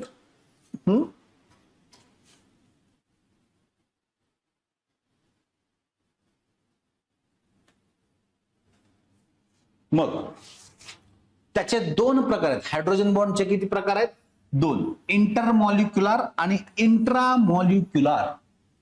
इंटरमॉलिक्युलर आणि इंट्रामॉलिक्युलर. इंटरमॉलिक्युलर कुठे तयार होतो, दोन भिन्न रेणूंमध्ये. कशा तयार होतो, दोन भिन्न रेणूंमध्ये आंतररेणुवीय बल तयार होते. आंतररेणुवीय बॉन्ड जो आहे, इंटरमॉलिक्युलर बॉन्ड आहे हायड्रोजन बॉन्ड, तो कुठे तयार होतो, दोन भिन्न रेणूंमध्ये तयार होतो. म्हणजेच कोणते, हायड्रोजन म्हणजे आपला हा पाणी आहे, NH3 आहे आणि हायड्रोजन फ्लोराईड, बरोबर आहे. मग यांचा भिन्न ह्याच्यात झाल्यामुळे अट्रॅक्शन काय आहे, जास्त आहे. त्यामुळे काय होतं, अट्रॅक्शन जास्त असल्यामुळे तो बॉन्ड स्ट्रॉंग आहे आणि स्ट्रॉंग असल्यामुळे काय होतं, ऑटोमॅटिक बॉन्ड तोडण्यासाठी जास्त ऊर्जा लागते. म्हणून त्यांचा द्रवणांक, उत्कलनांक आणि पृष्ठताण, सरफेस टेन्शन नेहमी जास्त असते. काय असते, नेहमी जास्त असते. सचिन, जास्त डीप क्वेश्चन विचारत नाहीत. आपण जे कन्सेप्ट घेतोय किंवा आता तुम्हाला स्लाइड्स वरती जे कन्सेप्ट दिसत आहेत त्या पद्धतीनेच क्वेश्चन विचारले असतात. फक्त तुम्हाला ते कन्सेप्ट समजणं गरजेचं आहे. जास्त डीप मध्ये क्वेश्चन्स जात नाहीत, फक्त वाक्य फिरवलेले असतात. कन्सेप्ट मध्ये वाक्य फिरवले असतात. तुम्हाला कन्सेप्ट जर कळाले तर ऑटोमॅटिक तुम्हाला ते उत्तर लिहिता येतात. त्यामुळे जास्त डीप मध्ये अशा गोष्टींवर, तर बघा 3 क्वेश्चन साठी आपल्याला अभ्यास करायचा केमिस्ट्रीचा, बरोबर आहे. त्यातले फिक्स क्वेश्चन कुठं आहेत, एक अणुसंरचना, पिरियडिक टेबल यापैकी एक, केमिकल बॉन्ड वरती एक, आणि तिसरा क्वेश्चन जो आहे तो कुठेतरी एका ठिकाणी बाकीच्या याच्यावरती येईल, ऍसिड बेस साल्ट्स वरती येईल किंवा केमिकल रिॲक्शन वरती. त्याच्या लक्षात या पद्धती, किंवा धातू आणि अधातू मध्ये वगैरे येईल. कार्बन कंपाऊंड वरती शक्यतो कंबाईनला आयोगाने विचारायचे प्रश्न बंद केले आहेत, पण लक्षात राहू दे. तो आपण घेणारच आहोत चॅप्टर, तो काय आपण स्किप करणार नाहीत. सगळे चॅप्टर आपण घेणार आहोत व्यवस्थित. पण आयोग विचारताना कुठे विचारतंय, खास करून द्रव्याच्या अवस्थांमध्ये एखादा विचारतो किंवा त्याच्यानंतर धातूची आपलं काय अणुसंरचना जी आहे तिथं विचारतो, मूलद्रव्याचं आवर्ती वर्गीकरण पिरियडिक टेबल जे आहे तिथं एकदा विचारतं, किंवा chemical bond, chemical reaction, acid base salts. ठीक आहे. त्यामुळे जास्त डीप पण आयोग जात नाही, फक्त तुम्हाला कन्सेप्ट माहित पाहिजे. तुम्ही जर 2023 पासून पेपर बघितला कंबाईनचा, तर आयोगाने कन्सेप्ट वरती क्वेश्चन तयार केले आहेत. कन्सेप्ट वरती, पाठांतरावरती नाही. हे नीट लक्षात घ्या. पाठांतरावरती आयोगाने क्वेश्चन विचारलेले नाही आहेत फिजिक्स केमिस्ट्रीचे. तुम्हाला कन्सेप्ट माहित असतील तर तुम्हाला डोळे झाकून उत्तर लिहिता येतात. फक्त कन्सेप्ट माहित असणं गरजेचं आहे. जास्त डीप क्वेश्चन आयोग विचारत नाही. इंट्रामॉलिक्युलर जे फोर्स आहे, इंट्रामॉलिक्युलर बॉन्ड जो आहे तो कुठे तयार होतो, एकाच रेणूमध्ये तयार होतो. ठीक आहे. आणि हायड्रोजन बॉन्ड जो आहे तो दाखवताना कसा दाखवतात, डॉटेड लाईन्स. या ज्या डॉटेड लाईन्स आहेत, डॉटेड लाईन्स ज्या आहेत त्याच्यानी तो बॉन्ड दाखवला जातो. एकाच रेणूमध्ये तुमचा बॉन्ड जो तयार होतो त्याला इंट्रामॉलिक्युलर बॉन्ड असं म्हणतात. मग त्याचा एकाच मूलद्रव्यामध्ये असल्यामुळे काय होतं, एकाच रेणूमध्ये असल्यामुळं त्याचा द्रवणांक, उत्कलनांक आणि पृष्ठताण ऑटोमॅटिक कमी होतो. का तर एकाच मूलद्रव्य ह्याच्यात आहेत, संयुगात आहेत किंवा एकाच रेणूमध्ये असल्यामुळं त्याचा द्रवणांक, उत्कलनांक आणि पृष्ठताण कमी होतात. यस. मग डिसोसिएशन आणि आयनीभवन. डिसोसिएशन आणि आयनीभवन. आता हे दोन वेगवेगळे प्रकार आहेत, लक्षात घ्या. डिसोसिएशन आणि आयनीभवन. डिसोसिएशन म्हणजे काय, विचरण. आयनीभवन म्हणजे आयोनायझेशन. आयोनायझेशन, आयनीभवन, डिसोसिएशन, विचरण. आता विचरण म्हणजे काय, जेव्हा आयनिक संयुगे बघा काय सांगतोय, विचरण कुठं घडून येतं, आयनिक संयुगांमध्ये, हे कन्सेप्ट आहे लक्षात राहू दे. विचरण कुठं घडून येतं? आयनिक संयुगांमध्ये. जेव्हा आयनिक संयुगे पाण्यात विरघळतात तेव्हा त्यातील घटक मूलद्रव्यांचे आयन्स वेगवेगळे व्हायला चालू होतात. त्याचे आयन्स वेगवेगळे व्हायला चालू होतात. उदाहरण आपण आयनिक बॉन्डचं कुठलं बघितलं होतं? Sodium chloride. जेव्हा सोडियम क्लोराईड हे पाण्यात मिसळतं तेव्हा Na+ आणि Cl- आयन्स वेगवेगळे व्हायला चालू होतात. काय होतात? आयन्स वेगळे व्हायला चालू होतात. आता जर क्वेश्चन क्रिएट केला, तुम्हाला ह्या वाक्यांवरती क्वेश्चन तयार होणार नाही. कुठं होईल? डिसोसिएशन जे आहे, विचरण क्रिया आयनिक संयुगांमध्ये घडून येते आणि आयनीभवन क्रिया सहसंयोजी संयुगांमध्ये घडून येते. अशा पद्धतीनं कन्सेप्ट विचारला जाईल. विचरण कुठं घडून येतं? डिसोसिएशन आयनिक बॉन्ड असलेल्या मूलद्रव्यांमध्ये म्हणजे आयनिक संयुगांमध्ये. आयनीभवन कुठे घडून येतं? सहसंयोजी बंध कोव्हॅलंट बॉन्ड असलेल्या मूलद्रव्यांमध्ये म्हणजेच सहसंयोजी संयुगांमध्ये आयनीभवन घडून येतं. हा कन्सेप्ट लक्षात ठेवायचा. विचरण कुठं घडतं? आयनिक संयुगांमध्ये. आयनिक संयुग ज्यावेळी पाण्यात विरघळतं तेव्हा त्यातील घटक मूलद्रव्यांचे आयन्स वेगळे व्हायला चालू होतात. याच क्रियेला आपण काय म्हणतो? विचरण असं म्हणतो. आणि आयन्स वेगळ्या करण्यासाठी त्या द्रवाकडून जी ऊर्जा पुरवली जाते त्याला आपण म्हणतो द्रावकीय ऊर्जा. त्याला काय म्हणतो आपण? द्रावकीय ऊर्जा. येते का लक्षात? बघा, त्याला आपण म्हणतो द्रावकीय ऊर्जा. द्रावकीय ऊर्जा, सॉल्व्हेंट एनर्जी किंवा सॉल्वेशन एनर्जी असं आपण त्याला म्हणतो. सॉल्वेशन एनर्जी कोणत्याही द्रवात ज्यावेळी मिसळते. हायड्रेशन काय आहे ते सांगतो. हा कन्सेप्ट लगेच लक्षात घेऊ नका. द्रावकीय ऊर्जा म्हणजे काय आहे? Solvation energy. ठीक आहे, हा तुमचा मेन कन्सेप्ट आहे. द्रावकीय ऊर्जा. आयनिक संयुगे एखाद्या द्रवात बुडल्यानंतर, द्रवात कोणताही पदार्थ असू दे त्यात बुडल्यानंतर त्यापासून जे आयन वेगळी करण्याची प्रक्रिया होते, त्या आयन वेगळी करण्याची जी ऊर्जा असते त्याला म्हणतो आपण द्रावकीय ऊर्जा. त्या द्रवाची द्रावकीय ऊर्जा. आणि ते आयन वेगळे करण्यासाठी जर आपण पाणी वापरलं, पाण्याचा वापर केला किंवा पाण्यात ते विरघळले असतील द्रव किंवा आयन्स, तर त्याला आपण म्हणतो हायड्रेशन एनर्जी. त्याला आपण काय म्हणतो? Hydration energy. जर पाण्याचा उपयोग केला असेल तर त्यालाच काय म्हणतात मराठीत? जलीय ऊर्जा.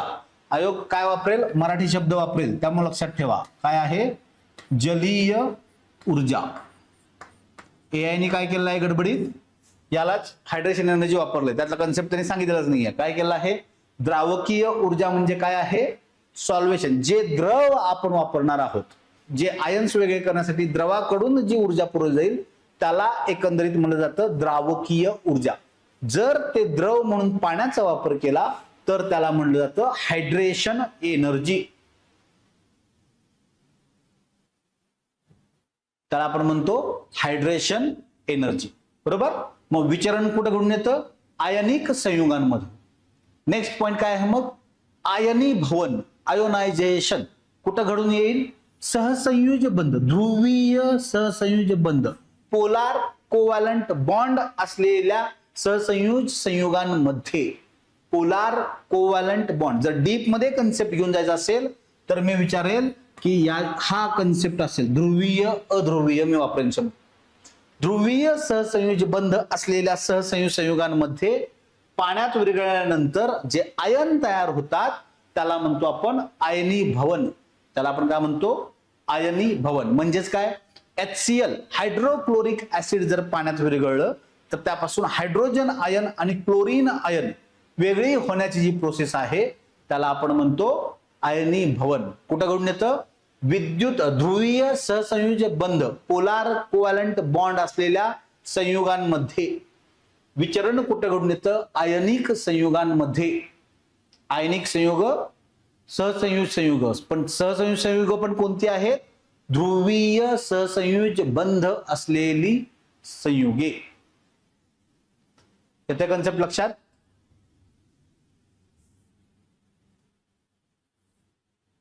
येस. मग काय आहे? रॅडिकल्स. काय आहेत? रॅडिकल्स म्हणजेच मूलके. काय आहे? मूलके. रॅडिकल्स आपण त्याला म्हणतो. आयोग इथंही क्वेश्चन विचारत आहे. मूलके म्हणजे काय? जेव्हा एखादा मूलद्रव्य रासायनिक अभिक्रियेत पाण्यात विरघळतो किंवा इलेक्ट्रॉनची देवाणघेवाण करून, पाण्यात विरघळतो म्हणजे काय? इलेक्ट्रॉनची देवाणघेवाण करून, किंवा समजा आपण इलेक्ट्रॉनची देवाणघेवाण करून काय करतं? बंध तयार करतं. त्यावेळी काय करतं? सोडियम किंवा क्लोरीन आयन काय करतं? सोडियम काय करतं? Positive ion. क्लोरीन काय करतं? निगेटिव्ह आयन तयार करतं. बरोबर आहे. म्हणजे रासायनिक अभिक्रियेत इलेक्ट्रॉनची देवाणघेवाण होऊन धन किंवा ऋण आयन जे तयार होते त्यांना काय म्हणतो आपण? त्या समूहाला काय म्हणतो? अणू किंवा समूहाला आपण म्हणतो मूलके. म्हणजे सोडियम पासून कोणती मूलके तयार होतात? सोडियम आयन तयार होतात. बरोबर आहे. म्हणजे ही काय आहेत? पॉझिटिव्ह चार्ज मूलके, रॅडिकल्स आहेत. पॉझिटिव्ह चार्ज मूलके. जी मूलके पॉझिटिव्ह चार्ज तयार होतात त्यांना आपण काय म्हणतो? आम्लारी धर्मी मूलके, बेसिक रॅडिकल्स. Basic radicals. जी मूलके धन आयन तयार करतात त्यांना आपण म्हणतो आम्लारी धर्मी मूलके. आणि ज्या मूलद्रव्यांपासून किंवा जी मूलके ऋणप्रभारित असतात ती असतात आम्लधर्मी मूलके. ती कशी असतात? आम्लधर्मी मूलके. सर्व धनप्रभारित मूलके काय आहेत? आम्लारी धर्मी मूलके. सर्व ऋणप्रभारित मूलके काय आहेत? आम्लधर्मी मूलके. आणि हा तुमचा PYQ आहे. येते का? बघा लक्षात.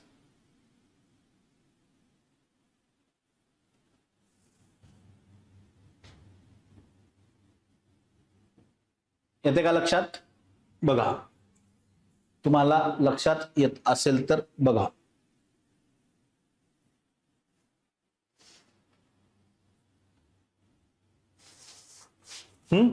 बघा आता यांच्यात काय फरक आहे?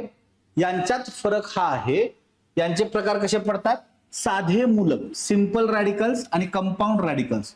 जेव्हा तयार होणारी मूलके ही एकाच मूलद्रव्याची असतात, काय आहे? एकाच अणूची किंवा एकाच मूलद्रव्याची ती जर मूलके असतील, रॅडिकल्स असतील, तर त्याला आपण म्हणतो साधी मूलके, सिंपल रॅडिकल्स. आणि कंपाऊंड किंवा संयुक्त मूलके म्हणजे जर एका संयुगांमधली ती मूलके असतील, एका संयुगामधली मूलके असतील एकत्रितरित्या, तर त्याला आपण म्हणतो संयुक्त मूलक किंवा कंपाऊंड रॅडिकल्स असं आपण म्हणतो. येतं लक्षात? इथपर्यंत आयोगाने फक्त तुम्हाला या क्वेश्चन वरती हे काय आहेत, हे जे स्टेटमेंट आहेत याच्यावरती क्वेश्चन विचारले. साधे मूलक, संयुक्त मूलक इथं आयोग भुजत नाही. ठीक आहे. आयोगाने तिथं विचारलं आहे सर्व ऋणप्रभारित मूलके काय आहेत? आम्लधर्मी मूलके आहे. बरोबर आहे. ऍसिड रॅडिकल्स आहेत. लक्षात ठेवायचं. ऍसिड रॅडिकल्स कसे आहेत? निगेटिव्ह आहेत. एवढं लक्षात ठेवा. ऍसिड रॅडिकल्स निगेटिव्ह असतात. बेसिक रॅडिकल्स जे आहेत ते कसे असतात? पॉझिटिव्ह असतात. आणि इथंच आयोगाचा एक PYQ आहे. यस, येतं लक्षात? नेक्स्ट. मग आता हे जे आपलं पूर्ण चॅप्टर आहे, पूर्ण चॅप्टर आहे त्याची रिव्हिजन स्लाइड आहे. पूर्ण चॅप्टरची रिव्हिजन स्लाइड आहे. सगळे पॉइंट नाही आहेत इथं, फक्त केमिकल बॉन्ड कोणकोणते आहेत तर त्याचे टाइप्स इथं विचारलेले आहेत. ठीक आहे, सांगितलेले आहेत. रिव्हिजन साठी फक्त म्हणून हा ही स्लाइड आहे. यामध्ये काय? बंधाचे प्रकार पहिले महत्वाचे कुठले आहेत? आयनिक आणि सहसंयुज बंध. आयनिक बंधामध्ये काय होतं? देवाणघेवाण होते, इलेक्ट्रॉनची देवाणघेवाण होते. आयनिक बंध हा मजबूत असतो आणि पाण्यात विद्राव्य असतो, पाण्यात विरघळणारा असतो. इलेक्ट्रॉनची भागीदारी होऊन कुठला बंध तयार होतो? सहसंयुज बंध असतो. सहसंयुज बंध हा कमकुवत असतो आणि पाण्यात कसा असतो? सेंद्रिय द्रावणात विद्राव्य असतो. यस. मग बंधाची रचना कशी आहे? प्रत्येक एकेरी बंध काय असतो? सिग्मा बॉन्ड असतो. प्रत्येक एकेरी बंध सिग्मा बॉन्ड असतो. आणि त्याच्यानंतर दुहेरी आणि तिहेरी बंधात नेहमी पाय बंध असतो. मग दुहेरी बंधात एक सिग्मा एक पाय असतो. तिहेरी बंधात एक सिग्मा दोन पाय बॉन्ड असतात. आणि एकेरी बंधात 0 पाय बॉन्ड असतात, पाय बॉन्ड नसतो. हे लक्षात ठेवायचं. एकेरीमध्ये एक सहसंयुज बंध, आपलं एकेरीमध्ये एक सहसंयुज बंध, डबल बॉन्ड मध्ये एक सिग्मा बॉन्ड आणि एक पाय बॉन्ड, आणि ट्रिपल बॉन्ड मध्ये एक सिग्मा बॉन्ड दोन पाय बॉन्ड असतात. येते का लक्षात? यस. मग आपण हे काय केलं आहे, इलेक्ट्रॉनचा हे काय आहे, धातू मेटॅलिक बॉन्ड आहे, आणि हा काय आहे, हायड्रोजन बॉन्ड आहे. बरोबर. विशेष बंध मध्ये आपण ते बघितलं, एक हायड्रोजन बॉन्ड आणि एक हे बघितलेलं आहे मेटॅलिक बॉन्ड. बरोबर आहे. इथं जे आहे ध्रुवीयता पोलॅरिटी जी बघितली आहे ते आहे. यस. ह्याच्या ही फक्त रिव्हिजन स्लाइड आहे, इथं काही जास्त तुम्ही हे करू नका. तुम्हाला फक्त आधी ज्या स्लाइड आहेत त्याच्यावरती फोकस करायचा आहे. जर तुम्ही ते व्यवस्थित केलं तर तुम्हाला ते लक्षात येईल. मार्क्स मिळतील म्हणजे मिळतील. यस. सचिन, आता सोपं वाटतंय का चॅप्टर? शुभम, यस शुभम आता आलेलं दिसतोय. हा सचिन, आता चॅप्टर सोपा वाटतोय का? एकदा कन्सेप्ट आल्यानंतर मग चॅप्टर सोपा वाटतोय का?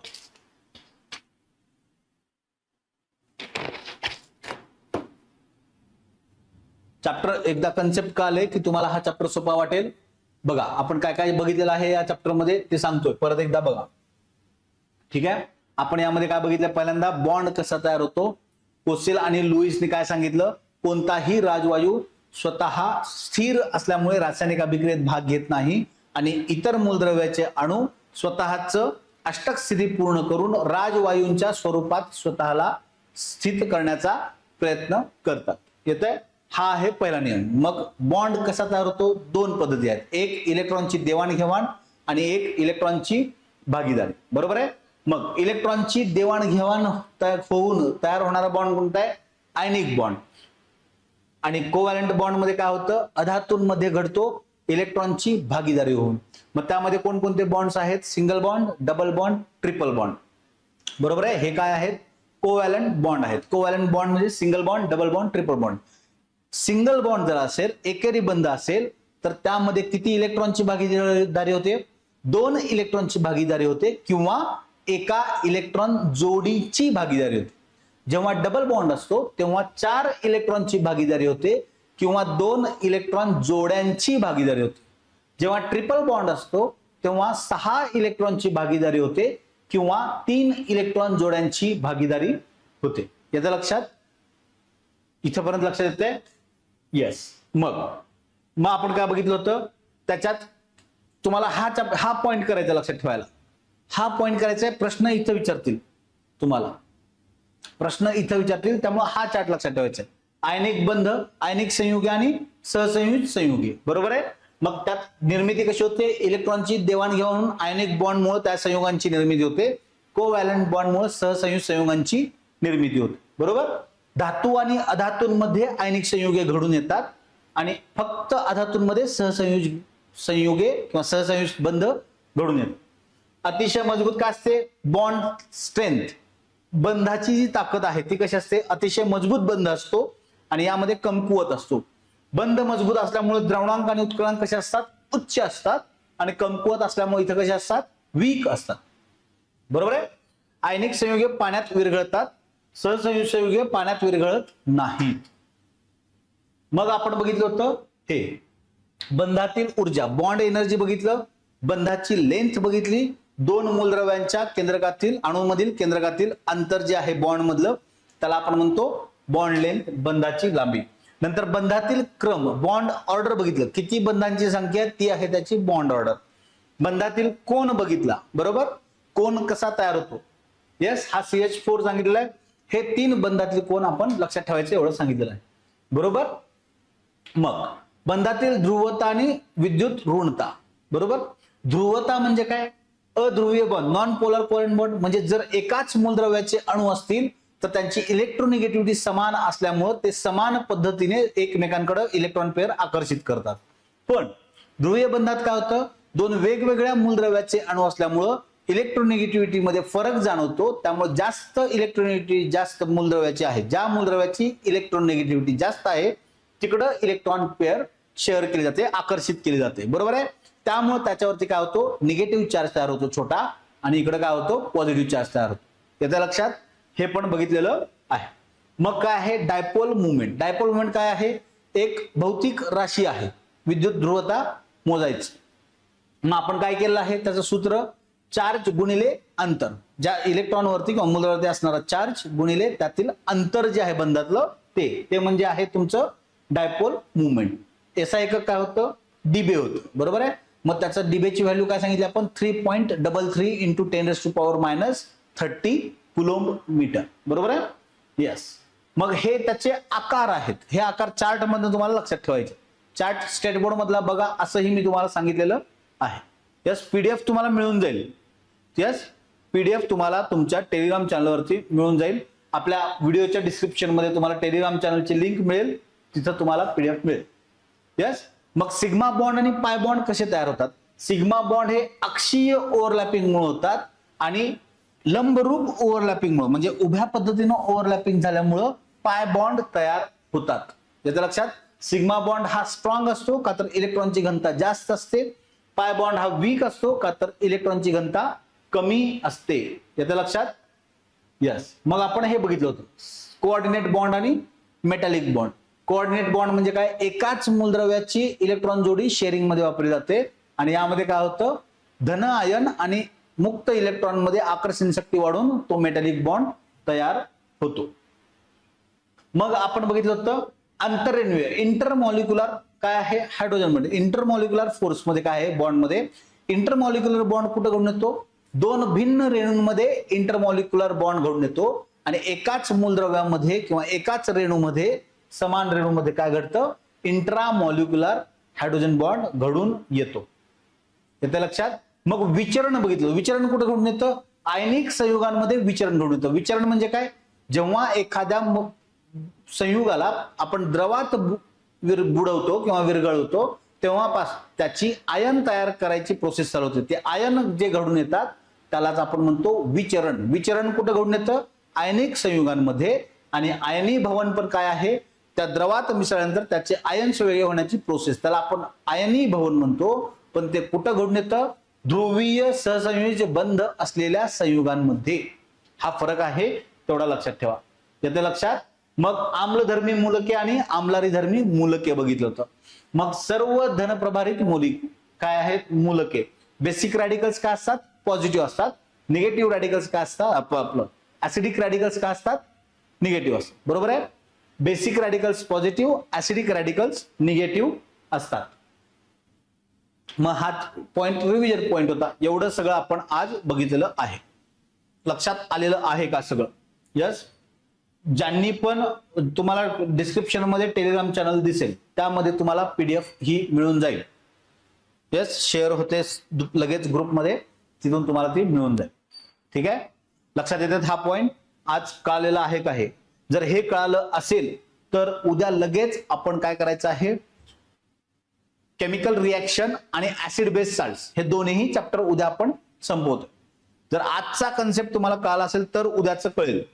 आजचं कळलेलं आहे का? यस, ऑनलाईन जनता पटपट सांगा म्हणजे कळेल आपल्याला. इथपर्यंत कळलेलं आहे का सगळ्यांना?